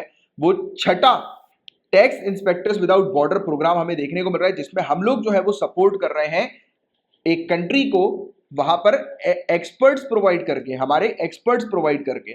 तो बेनिफिट्स क्या इस प्रोग्राम के हैं? तो through this India in collaboration with UNDP यानी कि United Nation development programme and tax inspectors without border secretariat aims to aid Seychelles in strengthening its tax administration by transferring technical know-how and skills to its tax auditors and through sharing best audit practices। Simple सी चीज आपको ध्यान में रखनी है कि हम लोग जो है वो यूनाइटेड नेशन डेवलपमेंट प्रोग्राम और tax inspector without border secretariat की मदद से सेशल्स को जो है वो हम लोग सिखाएंगे कि किस प्रकार से उन्हें टैक्स एडमिनिस्ट्रेशन बेटर करना है, किस प्रकार से वो अपने जो टैक्सेशन का जो सिस्टम है, एडमिनिस्ट्रेशन जो है उसको बेटर कर सकें, राइट, कर प्रशासन को मजबूत बना सकें, राइट, और उनके टैक्स ऑडिटर्स को स्किल्स हम लोग सिखाएंगे, उनको शेयर करेंगे कि किस प्रकार से ऑडिटिंग उन्हें करनी है, कि जिसके चलते वो अपने सिस्टम को जो है वो और ट्रांसपेरेंट तरीके से जो है वो देख पाए, राइट। तो ये चीज है। तो ये tax inspector without border programme क्या है, तो इसके बारे में आपको ऑलरेडी आइडिया लग ही चुका है। ये जान लो कि ये जॉइंट इनिशिएटिव है यूएनडीपी और ओईसीडी का, राइट। तो ये चीज आपको ध्यान में रखनी है। इसका ऑब्जेक्टिव हम लोग को क्या देखने को मिल रहा है, तो वही जो मैंने भी आपको बता दिया कि टैक्स वगैरह की ऑडिटिंग की प्रैक्टिसेस वगैरह, स्किल्स वगैरह जो है वो शेयर करना है, उनको सिखाना है, दूसरी कंट्री को हेल्प करना है कि वो अपने टैक्स के एडमिनिस्ट्रेशन को बेटर बना सके, राइट। और फोकस करती है कि प्रमोट करती है हैंड ऑन असिस्टेंस को अपने एक्सपर्ट्स को भेजकर, वही सेम चीज इसके बारे में मैंने भी आपको बताया, राइट। सिंपल सी जो मैंने आपको अंडरस्टैंडिंग डेवलप की है वो याद रखो।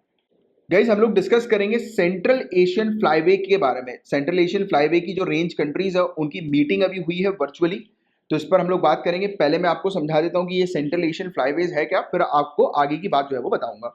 तो सेंट्रल एशियन फ्लाईवे है क्या, तो ये एक बहुत बड़ा एरिया, लार्ज एरिया है यूरेशिया का। यूरेशिया मतलब यूरोप और एशिया, यूरेशिया, राइट। और ये एरिया आर्टिक क्षेत्र से लेकर इंडियन ओशन के बीच का हम लोग को देखने को मिलता है, राइट। आर्टिक क्षेत्र से लेकर इंडियन ओशन के बीच का ये एरिया हमें देखने को मिलता है। इंडिया को मिलाकर टोटल इसके अंदर 30 कंट्रीज आती हैं। तो सेंट्रल एशियन फ्लाईवे में 30 कंट्री हमें देखने को मिलती हैं।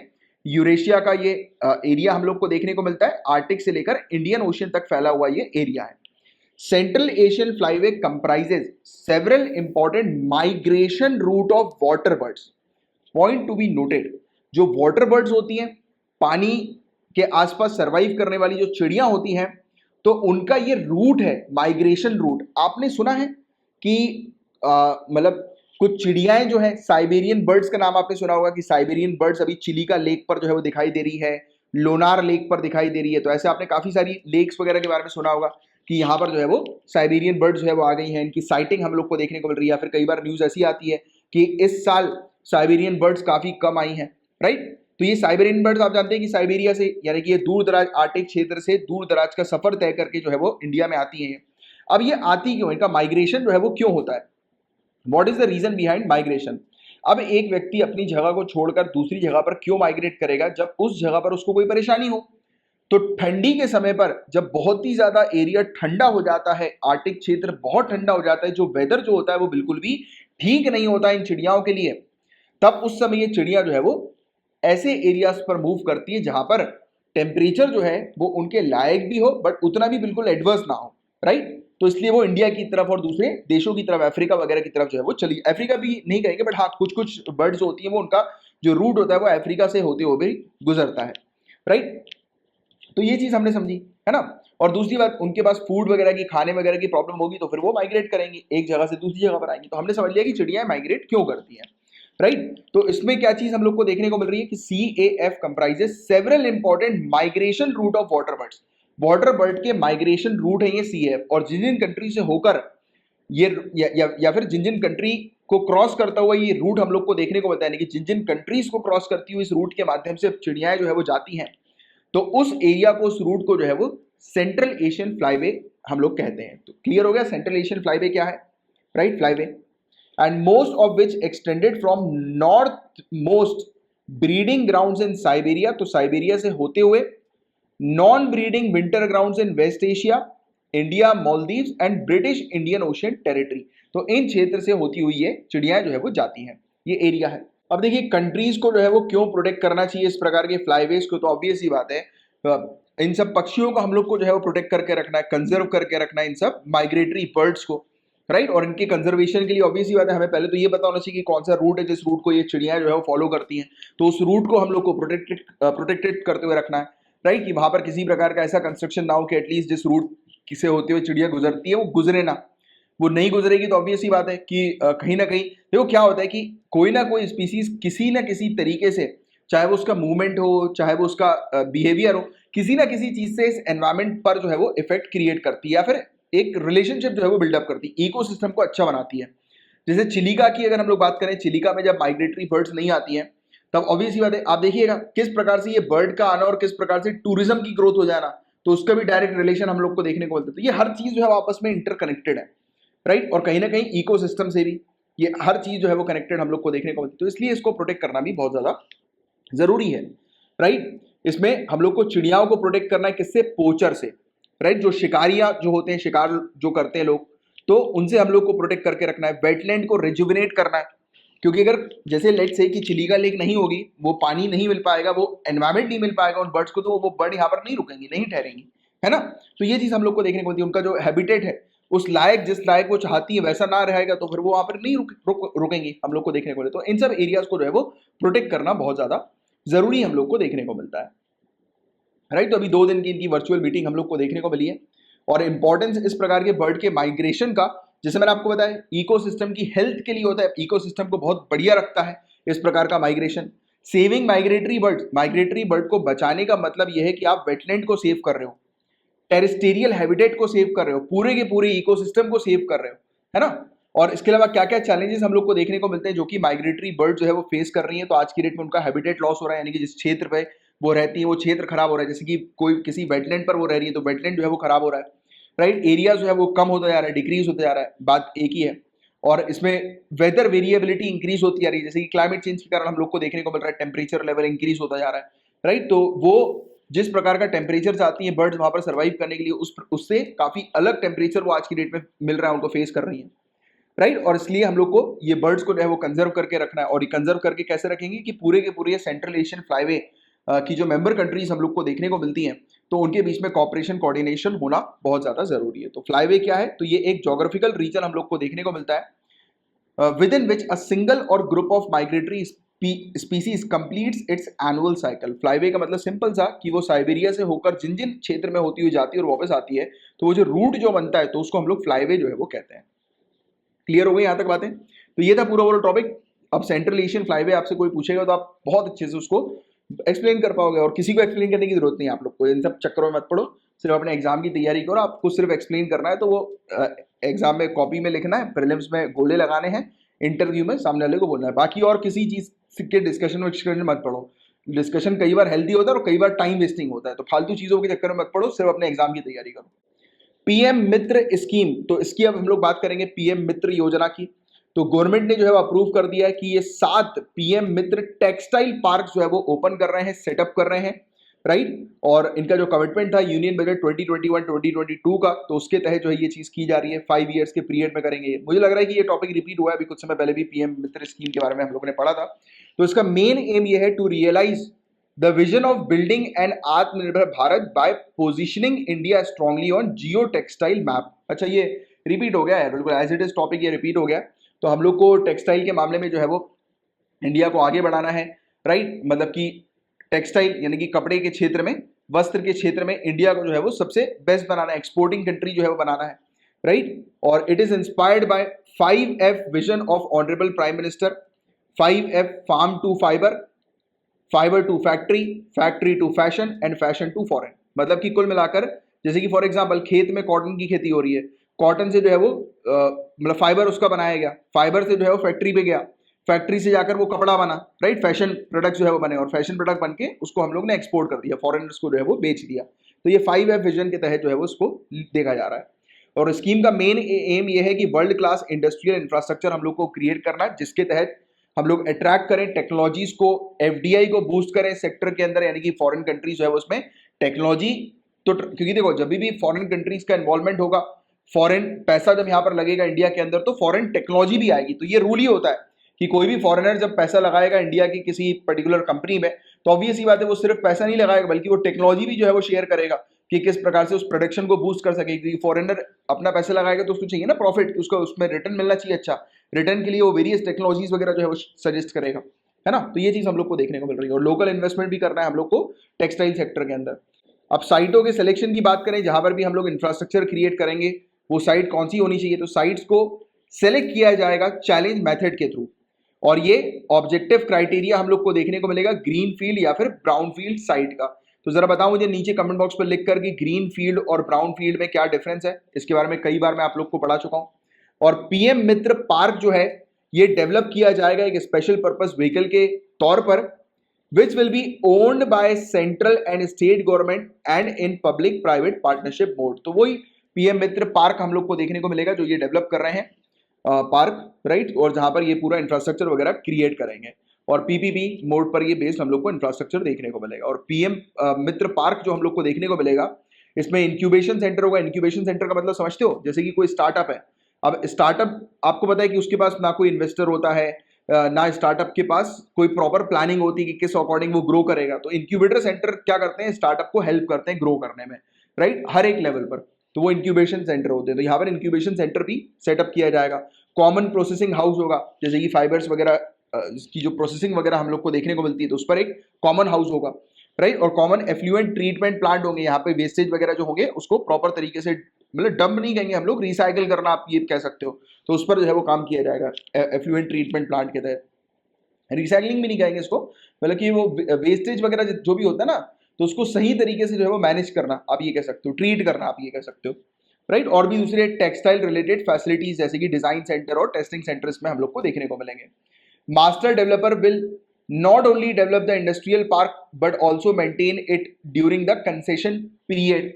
तो मास्टर डेवलपर जो है वो केवल सिर्फ ये इंडस्ट्रियल पार्क जो है वो क्रिएट नहीं करेगा बल्कि मेंटेन भी करेगा, राइट। तो ये चीज हम लोग को देखने को मिल रही है। फंडिंग की बात करें तो सेंटर जो है वो डेवलपमेंट कैपिटल सपोर्ट जो है वो प्रोवाइड कराएगी, जिसपे कॉमन इंफ्रास्ट्रक्चर के डेवलपमेंट के लिए 500 करोड़ रुपए हर एक ग्रीन फील्ड मित्र पार्क को प्रोवाइड किए जाएंगे, और 200 करोड़ रुपए तक ब्राउन फील्ड पार्क को जो है वो प्रोवाइड किए जाएंगे, राइट। ग्रीन फील्ड का मतलब मैंने आपको ऑलरेडी पहले भी पढ़ा चुका हूं। एक जमीन है, एक खाली जमीन, इस पर अगर आप ये बिल्डिंग बना रहे हो, यानी कि इनिशियल जीरो से स्टार्ट कर रहे हो, तो वो आपकी क्या है? ग्रीन फील्ड है। जैसे कि एग्जांपल के तौर पर जीरो से आप सिविल सर्विसेज की तैयारी कर रहे हो, तो वो ग्रीन फील्ड तैयारी है, राइट। बट अगर आप बड़ी बड़ी कोचिंग ज्वाइन करते हो, वो जीरो से तैयारी नहीं करवाते, उनको ज्वाइन करना तभी पड़ेगा आपको जब आप ऑलरेडी पहले बेसिक्स आपके क्लियर होंगे, तब आप ज्वाइन करोगे। बेसिक क्लियर नहीं है फिर ज्वाइन कर लिया, मतलब आपने 1.5-2 लाख रुपए अपने वेस्ट कर दिए, और पूरी चीज ऊपर से उछक कर चली जाएंगी, बाउंस हो जाएंगी। तो वही है ग्रीन फील्ड, मतलब कि एक खाली जमीन, उस पर बिल्डिंग बना रहे हो तो ग्रीन फील्ड। ऑलरेडी बिल्डिंग बनी हुई है, इस पर एक माला और बना रहे हो आप, या इसको रेनोवेट कर रहे हो और अच्छा कर रहे हो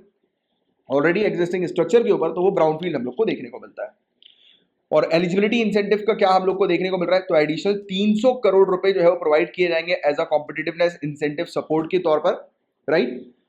मैन्युफैक्चरिंग, टेक्सटाइल मैन्युफैक्चरिंग यूनिट्स को हर एक पार्क के अंदर, और जो छोटे मोटे प्लांट्स जो सेटअप किए जाएंगे इन्वेस्टर्स के द्वारा, तो उसमें उनको 10 करोड़ रुपए तक का जो है वो इंसेंटिव प्रोवाइड किया जाएगा सरकार की तरफ से।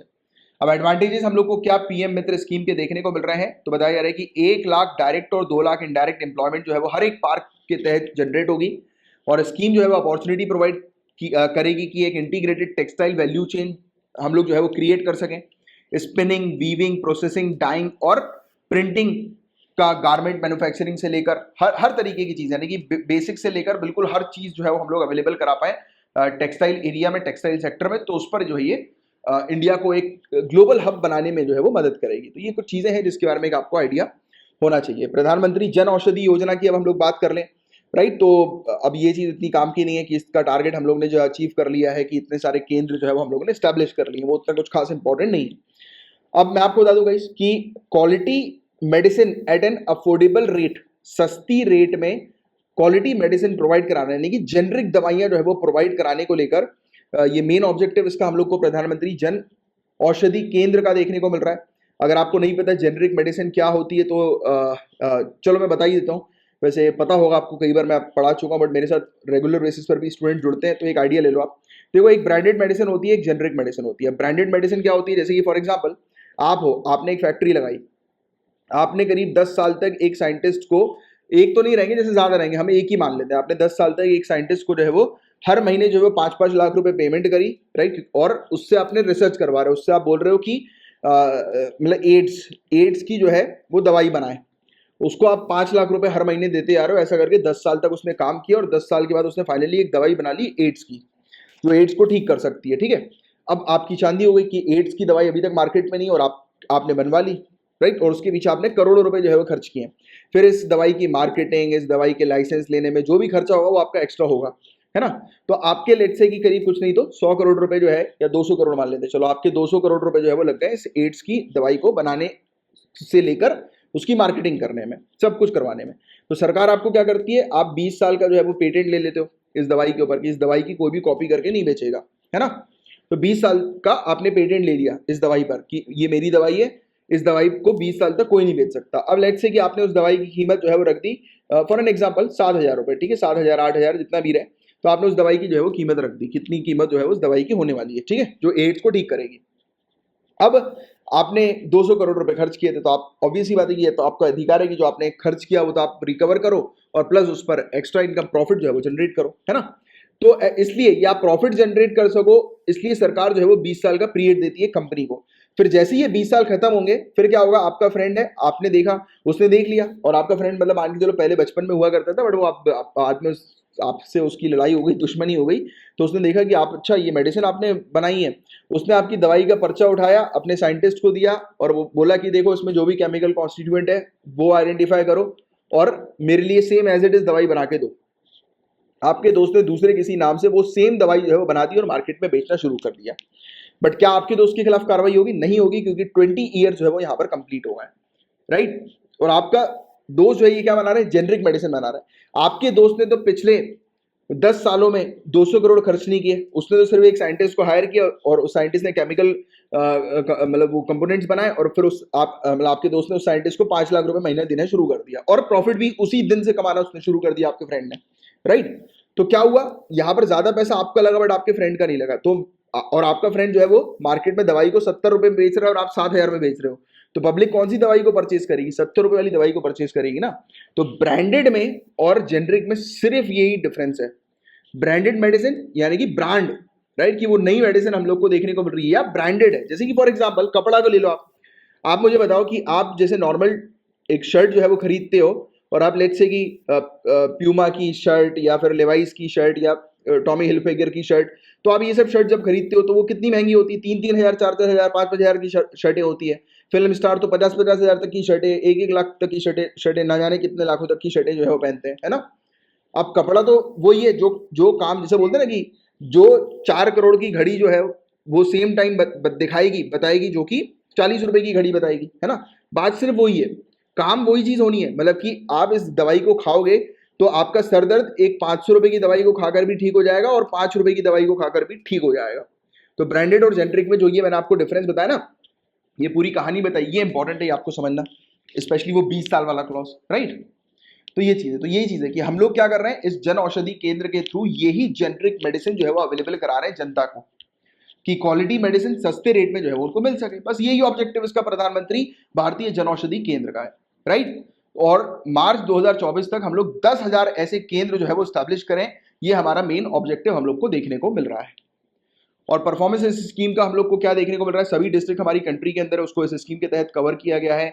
Effective IT enabled logistic and supply chain system इसके अंदर हम लोग को देखने को मिल रहा है, जो कि इंश्योर करता है real time distribution of medicine सभी आउटलेट्स के अंदर रियल टाइम बेसिस पर डिस्ट्रीब्यूट हो जाए। जहां पर भी जिस भी आउटलेट के अंदर दवाइयों की कमी हो रही है उस आउटलेट तक दवाई जो है वो पर्याप्त मात्रा में जो है वो पहुंचा दी जाए। तो इसके लिए हम लोग ने ये सिस्टम भी जो है वो लेकर आए हैं, राइट। तो ये सब चीजें हैं। और इसके अंदर हम लोग को 1451 दवाइयां देखने को मिलती है, 240 सर्जिकल इंस्ट्रूमेंट्स भी देखने को मिलते हैं। तो ये सब चीजें हैं प्रधानमंत्री भारतीय जन औषधि परियोजना के अंदर।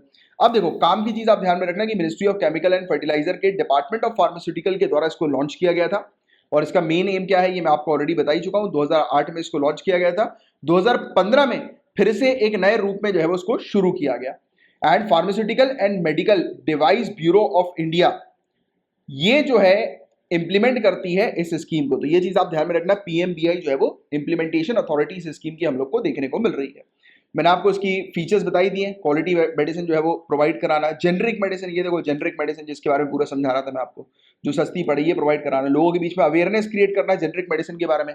डॉक्टर पर्चा लिखता है, कभी भी आप डॉक्टर के पास जाओ और आप देखो कि यार डॉक्टर आपको महंगी दवाइयां लिख रहे हैं, तो आप डॉक्टर से बोल दे रहे हैं कि सर प्लीज जेनरिक दवाई जो है वो लिख दीजिए, तो देखिएगा फिर आपको डॉक्टर सस्ती दवाई लिख देते हैं। बट आजकल बहुत धांधली चल रही है यार, डॉक्टर दवाई भी लिखता है तो वैसे ही लिखता है कि सिर्फ उसके क्लिनिक पे ही मिलती है दवाई, मतलब क्लिनिक के जहां पर भी उसका क्लिनिक है उसके बाहर जो मेडिकल होगा सिर्फ वहीं पे मिलेगी, उसके अलावा पूरे शहर में ढूंढ मारो कहीं नहीं मिलती दवाई, क्योंकि उसका कमीशन सेट रहता है। चलो एनीवेज, और आपने कई बार देखा भी होगा, काफी सारे आपने हॉस्पिटल क्लिनिक वगैरह में देखा होगा कि वो एमडी लोग बैठे रहते हैं, वो काला कलर का बैग टांग के या कोई भी बैग टांग के फिट लोग नहीं बैठे रहते, वो डॉक्टर के साथ डील करते हैं कि आप हमारी दवाई जो है वो रिकमेंड करो, राइट। तो कई बार ब्रांडेड मेडिसिन होती है और बहुत ही कम डॉक्टर हैं जो जेनरिक मेडिसिन जो है वो लिखते हैं। वैसे तो ये मैंडेटरी कर देना चाहिए, बट आप बोला करो अगर आपको लग रहा है कि आपको दवाइयाँ सस्ती करवानी है तो आप उनसे बोल दो कि सर प्लीज अगर कोई जेनरिक मेडिसिन है तो वो दे दो, तो वो लिख देंगे आपके लिए, है ना। मैंने भी कई बार मांगी है अपने डॉक्टर से, बट मेरे एक डॉक्टर अच्छा मिल गया मुझे, बहुत बाद में आकर एक अच्छे डॉक्टर मिले मुझे, अपूर्व करे, बहुत बढ़िया है वो, मतलब वो बिल्कुल सही तरीके से जो है इलाज कर रहे हैं और सही तरीके से गाइड करते हैं। लाइफ में एक अच्छा गाइड करने वाला बहुत ज़रूरी है हर फील्ड में।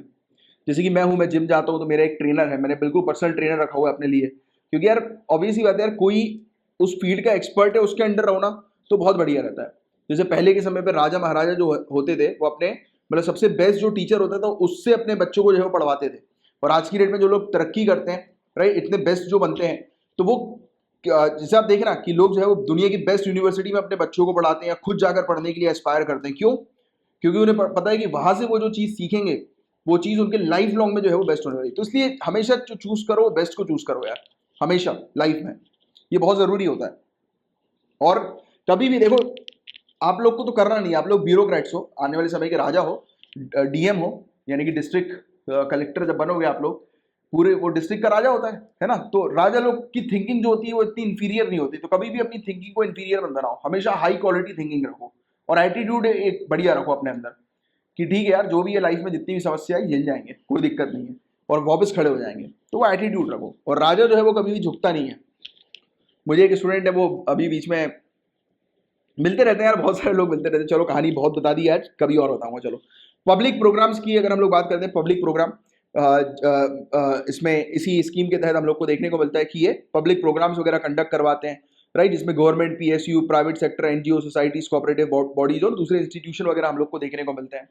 ये क्रिएट करना है डिमांड जेनरिक मेडिसिन की, जिसके तहत health care, better health care जो है वो हम लोग अचीव कर सकें, एक्सेस जो है वो हेल्थ केयर का इंप्रूव किया जा सके, राइट। लोगों को सस्ते रेट में जो है वो मेडिसिन अवेलेबल करवाई जा सके। और वर्ल्ड हेल्थ ऑर्गेनाइजेशन की गुड मैन्युफैक्चरिंग प्रैक्टिसेस की अगर हम लोग बात करें तो इस स्कीम के तहत मेडिसिन जो है वो world health organisation good manufacturing practices के तहत प्रोक्योर की जा रही है, सर्टिफाइड सप्लायर्स को ये इंश्योर करने के लिए कि मेडिसिन जो है यानी कि वो प्रोडक्ट जो है वो क्वालिटी प्रोडक्ट हो, राइट। तो ये चीज हम लोग को देखने को मिल रही है। Good manufacturing practices also referred to as CGMP और current good manufacturing practices is aspect of quality assurance that ensure that medical products are constantly produced and controlled to the quality and standard appropriate to their intended use and as required by the product specification, की जो भी दवाई मिल रही है वो properly certified हो, quality assured हो, राइट, जिससे कि जिस तक भी ये दवाई पहुंच रही है उस पर हेल्थ से रिलेटेड कोई भी इश्यूज ना हो किसी भी तरीके से। तो इस चीज को इंश्योर करने के लिए गुड मैन्युफैक्चरिंग प्रैक्टिसेस हम लोग को देखने को मिलती है जो रेगुलर बेसिस पर कंडक्ट की जाती है। और ये लीगल कंपोनेंट है, लीगल कंपोनेंट की दवाई एक ऐसी चीज है यार, आप खराब दवाई बना के अगर किसी को दोगे और उसकी दिक्कत हो जाए उसको, तो ये बहुत बड़ी दिक्कत, मतलब ऑब्वियस ही बात है यार, किसी की लाइफ जा सकती है, बहुत बड़ी दिक्कत हो सकती है, और किसी की लाइफ चली गई मतलब सीधे सीधे उस कंपनी का बंद होना तय है। वैसे तो आपको पता है घोटाले बहुत ज्यादा होते हैं यार, बट फिर भी एक हाई, अगर एक स्ट्रिक्ट ऑफिसर, जैसे कि कल को आप बनोगे तो इस टाइप का ऑफिसर अगर कोई मिल जाता है तो उस कंपनी को बंद करवा ही देता है, राइट। चलो एनीवेज आगे की बात करते हैं। ये पेपर 2 से रिलेटेड इतने टॉपिक्स थे। Now we are moving to paper 3। अब गाइस डिस्कस करेंगे industrial park ratings system report के बारे में। तो देखिए, department for promotion of industry and internal trade ने रिलीज करी है industrial park ratings system report को। इंडस्ट्रियल पार्क रेटिंग सिस्टम एक पायलट एक्सरसाइज है जिसे 2018 में लॉन्च किया गया था with an objective of enhancing industrial infrastructure competitiveness and supporting policy development for enabling industrialization across country। Simple और साफ शब्दों में एक चीज बस आपको ध्यान में रखनी है, ये इंडस्ट्रियल पार्क रेटिंग्स सिस्टम का मेन टारगेट ये है कि इंडस्ट्री ज्यादा से ज्यादा डेवलप हो हमारी कंट्री के अंदर, काफी तेजी से इंडस्ट्रियलाइजेशन का जो सेक्टर है या फिर इंडस्ट्रियल सेक्टर जो है वो काफी तेजी से ग्रो करे, राइट। तो ये 2018 में लाया गया था, मेन ऑब्जेक्टिव इसके पीछे का यही था। और गाइज इसकी जो रिपोर्ट है ये एक्सटेंशन है इंडियन इंडस्ट्रियल लैंड बैंक का, कि कहाँ कहाँ पर इंडिया के अंदर कितनी इंडस्ट्री है, और तो ये कवर करती है। तो इसमें 4400 इंडस्ट्रियल पार्क से भी ज्यादा इंडस्ट्रीज जो है वो कवर्ड हम लोग को देखने को मिलती है GIS इनेबल्ड डेटाबेस के तहत, right, geographic information system enabled database के तहत। It seeks to help investor identify their preferred location for investment। अब इसकी जो ये पोर्टल हम लोग को, वेबसाइट हम लोग को देखने को मिलती है, इसमें इन्वेस्टर्स को मदद किया जाता है कि इन्वेस्टर जो है वो अपनी प्रिफर्ड लोकेशन के अकॉर्डिंग इन्वेस्टमेंट जो है वो कर सकें, right. And these ratings are assigned on the basis of की existing parameters and infrastructure facility. जिस भी पर्टिकुलर इंडस्ट्रियल पार्क में बहुत अच्छी फैसिलिटीज हैं, बेटर इंफ्रास्ट्रक्चर है, तो उसके अकॉर्डिंग ये रेटिंग देता है। हम देखते हैं ना कि जैसे मूवी को रेटिंग मिलती है 1 स्टार 2 स्टार 3 स्टार, आप जो है वो रेटिंग करते हैं किसी पर्टिकुलर प्रोडक्ट को अमेजोन या फ्लिपकार्ट से लेने के बाद, तो वैसे ही ये क्या करती है, इंडस्ट्रीज को रेटिंग करती है उसके इंडस्ट्रियल पार्क को देखकर, या फिर इंडस्ट्रियल पार्क को जो है वो रेट देती है कि वहां पर किस प्रकार की इंफ्रास्ट्रक्चर फैसिलिटीज है। तो 41 इंडस्ट्रियल पार्क जो है गाइस ये हमें देखने को मिल रही है, लीडर के तौर पर जो है वो सामने आई है इस सिस्टम के तहत। और 90 इंडस्ट्रियल पार्क जो हम लोग को देखने को मिल रही है ये चैलेंजर कैटेगरी पर हम लोग को देखने को मिल रही है, और 185 जो है वो एस्पायर कैटेगरी में। तो इसकी 3 कैटेगरीज हमें अभी नजर आ रही है, लीडर, चैलेंजर और एस्पायर। एस्पायर यानी कि नहीं है, चैलेंजर यानी कि एस्पायर से ऊपर उठ गई और तेजी से जो है वो आगे बढ़ रही है, लीड करने के लिए जो है वो आगे बढ़ती जा रही है, और लीडर की कैटेगरी में हम लोग को देखने को मिल रही है। सिंपल सी ये फैक्ट, बस आप थोड़ा सा ध्यान में रखो। अब गाइस हम डिस्कस करेंगे HAC for nature and people के बारे में, high ambition coalition for nature and people. तो एक्चुअली हुआ क्या है, एक सेरेमनी हम लोग को देखने को मिली है इंडिया और फ्रांस गवर्नमेंट के बीच में, और उस समय इस सेरेमनी के दौरान इंडिया ने ऑफिशियली इस HAC for nature and people को ज्वाइन कर लिया, high ambition coalition for nature and people को इंडिया ने ज्वाइन कर लिया। तो पहला पॉइंट हमारे लिए काम का क्या मिला कि हम लोगों ने जो है वो इस HAC को ज्वाइन किया। तो हमारे लिए ये जानना जरूरी है कि ये HAC है क्या, और इंडिया पहली कंट्री ब्रिक्स कंट्रीज में देखने को मिल रही है जिसने HAC को जो है वो ज्वाइन कर लिया है। और इंडिया का अनाउंसमेंट कब आया है, जब हम लोग को देखने को मिला कि जब चाइना के द्वारा होस्ट की गई थी एक बायोडाइवर्सिटी की meeting, high level biodiversity meeting, तो उस समय हम लोगों ने ये घोषणा करी थी कि हम इस HAC को ज्वाइन करेंगे। तो ये सब फालतू बातें काम की, एक ही चीज काम की सामने आई कि इंडिया ने HAC को ज्वाइन किया। अब काम की बात करते हैं, HAC है क्या। हाई एम्बिशन कोलिशन एक प्रकार का कोलिशन है, मतलब एक प्रकार का गठबंधन हम लोग को ये देखने को मिल रहा है, राइट। हाई एम्बिशन का, बहुत हाई एम्बिशन का, किसके लिए, नेचर और पीपल के लिए, लोगों को ध्यान में रखते हुए और नेचर को ध्यान में रखते हुए हाई एम्बिशियस या एम्बिशन का कोलिशन हम लोग को, एक गठबंधन हम लोग को देखने को मिल रहा है। 2021 में इसकी शुरुआत होती है, वन प्लैनेट समिट हुई थी पेरिस के अंदर, वहां से। और देखो इसे को चेयर किया जा रहा है कोस्टा रिका के द्वारा, फ्रांस के द्वारा, और यूनाइटेड नेशन इसकी ओशियन को चेयर के तौर पर हमें देखने को मिल रही है। तो ये एक फैक्ट बस आप थोड़ा सा ध्यान में रखो। बट आपको ये समझना है कि ये हाई एम्बिशन कोलिशन है क्या। तो देखो 70 कंट्री से या 70 से ज्यादा कंट्री का ग्रुप है, फर्स्ट पॉइंट। सेकेंड पॉइंट आपको ध्यान में रखना है कि ये इंकरेज करते हैं कि अडॉप्ट करना है ग्लोबल गोल को प्रोटेक्ट 30x30 के तौर पर, यानी कि प्रोटेक्ट 30x30 जो ग्लोबल गोल है उसको अडॉप्ट करना है। अब ये 30x30 का ग्लोबल गोल क्या है, तो सिंपल तरीके से ये चीज समझो कि हमें प्रोटेक्ट करना है 30%, 30%, 30 से 30%। हमें प्रोटेक्ट करना है 30% किस चीज को, 30% हमारे जमीन को, लैंड कंजर्वेशन को 30% तक हम लोग को प्रोटेक्ट करना है, राइट। लैंड कंजर्वेशन को, फ्रेश वाटर को, ओशियन को, यानी कि पानी को, जमीन को हमें प्रोटेक्ट करना है 30% तक। कब तक, 2030 तक। तो दूसरा 30 2030 ईयर का है और पहला 30 हम लोग को 30% का देखने को मिल रहा है कि 30% जमीन को, फ्रेश वाटर को और ओशियन को हमें प्रोटेक्ट करना है 2030 तक, राइट। तो ये चीज आपको थोड़ी सी ध्यान में रखनी है। और HAC champions a global deal for nature and people with central goal of protecting at least 30% of world land and ocean by 2030। तो वही चीज जो मैंने भी आपको बताई। तो यहां पर ये चीज आपके लिए इंपॉर्टेंट है। बताओ जरा कि 30x30 का टारगेट क्या है जो अभी रिसेंटली हमें देखने को मिल रहा है, किससे एसोसिएटेड। तो आपको ये चीज ध्यान में रखनी है कि दुनिया के 30% जमीन जो है, लैंड है, उसे कंजर्व करना, लैंड और ओशियन को 2030 तक। तो 30x30 का टारगेट जो है वो एक ग्लोबल टारगेट है जिसका एम ये है to hold the acceleration loss of species. जितनी तेजी से आज की डेट में प्रजातियां जो लुप्त होती जा रही है उस पर रोक लगानी है हम लोग को। प्रोटेक्ट वाइटल इकोसिस्टम, जो बहुत ही इंपॉर्टेंट हमारा जो इकोसिस्टम है उसको हम लोग को प्रोटेक्ट करना है, जो कि हमारे इकोनॉमिक सिक्योरिटी का एक मेजर सोर्स है, राइट। तो उसे हम लोग को प्रोटेक्ट करना है। HAC की मेंबर कंट्री जो है, इसमें काफी सारी कंट्रीज हम लोग को देखने को मिल रही है, ग्लोबल नॉर्थ और साउथ की, European, Latin American, African, Asian countries हम लोग को देखने को मिल रही हैं। 30x30 क्या है, तो वो चीज मैंने आपको ऑलरेडी बताई दी है कि बायोडाइवर्सिटी का क्राइसिस और क्लाइमेट का क्राइसिस, इन दोनों को एड्रेस करने का मेन ऑब्जेक्टिव इसका 30x30 का हम लोग को देखने को मिल रहा है, राइट। Despite this, experts agree that scientifically credible and necessary interim goal is to achieve a minimum of 30% protection by 2030।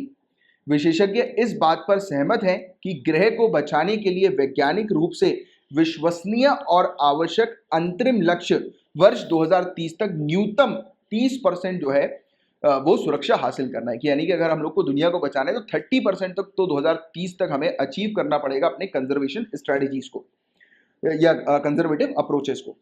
उस टारगेट को जो है वो 30% तक हमें अचीव करना पड़ेगा। And scientific data help justify 30x30 targets for biodiversity conservation both at global level and regional level. तो इसका साइंटिफिक डेटा आता है जो हमें हेल्प करता है कि कैसे हम लोग टारगेट को जो है वो अचीव करें और कितनी तेजी से और किस एरिया पर जो है वो काम करके अचीव करें। Currently an estimated 15% of the world's land and 7% of ocean are protected. तो आज की डेट में ये पॉइंट इंपॉर्टेंट है कि आज की डेट में हम लोग ने 15% दुनिया की जमीन को और 7% ओशियन को प्रोटेक्ट कर लिया है। इसका रिमेनिंग जो है वो हम लोग को प्रोटेक्ट करना बाकी है। In order to achieve the goal of protecting at least 30% by 2030 we need to double the current land protection and more than quadruple current ocean protection. तो मतलब कि हमें ओशियन के मामले में 4 गुना ज्यादा तेजी से अपने टारगेट्स को अचीव करने के लिए काम करना है और लैंड के मामले में दुगनी तेजी से हम लोग को अपने टारगेट को अचीव करने के लिए काम करना है, राइट। और कोलिशन एम्स जो है ये प्रमोट करती है, इसका मेन एम ये है प्रमोट करना है इंटरनेशनल एग्रीमेंट को कि प्रोटेक्ट कर सके हम लोग एटलीस्ट 30% दुनिया के लैंड और ओशियन को 2030 तक। तो HAL का आपको समझ में आ गया, HAL जो है वो है क्या, इसका मेन ऑब्जेक्टिव जो है वो क्या है, राइट। 30x30 का आपको थोड़ा सा ध्यान में रखना है, ठीक है। तो ये था पूरा वाला टॉपिक और इसी के साथ आज का लेक्चर फिनिश होता है। आज शायद थोड़ा सा लेक्चर स्ट्रेच हो गया, बढ़ गया, और शायद नहीं बिल्कुल बड़ा होगा डेफिनेटली टाइमिंग से। अभी मुझे पता नहीं, मैं तो रिकॉर्ड कर रहा हूँ तो इसलिए टाइमिंग का अंदाजा नहीं होता, क्योंकि मेरे साथ एक बड़ी ये वाली चीज़ है कि मैं जब पढ़ाते रहता हूँ तो मैं वो बोलते हैं ना कि IAS की प्रिपरेशन घड़ी देख कर नहीं होती। आपने वो परमाणु, if I am not wrong, परमाणु मूवी है जॉन अब्राहम की, राइट। तो उस पर उसने ये स्टेटमेंट जो है वो दिया था कि IAS की प्रिपरेशन घड़ी देख कर नहीं होती, और बिल्कुल सही बात है।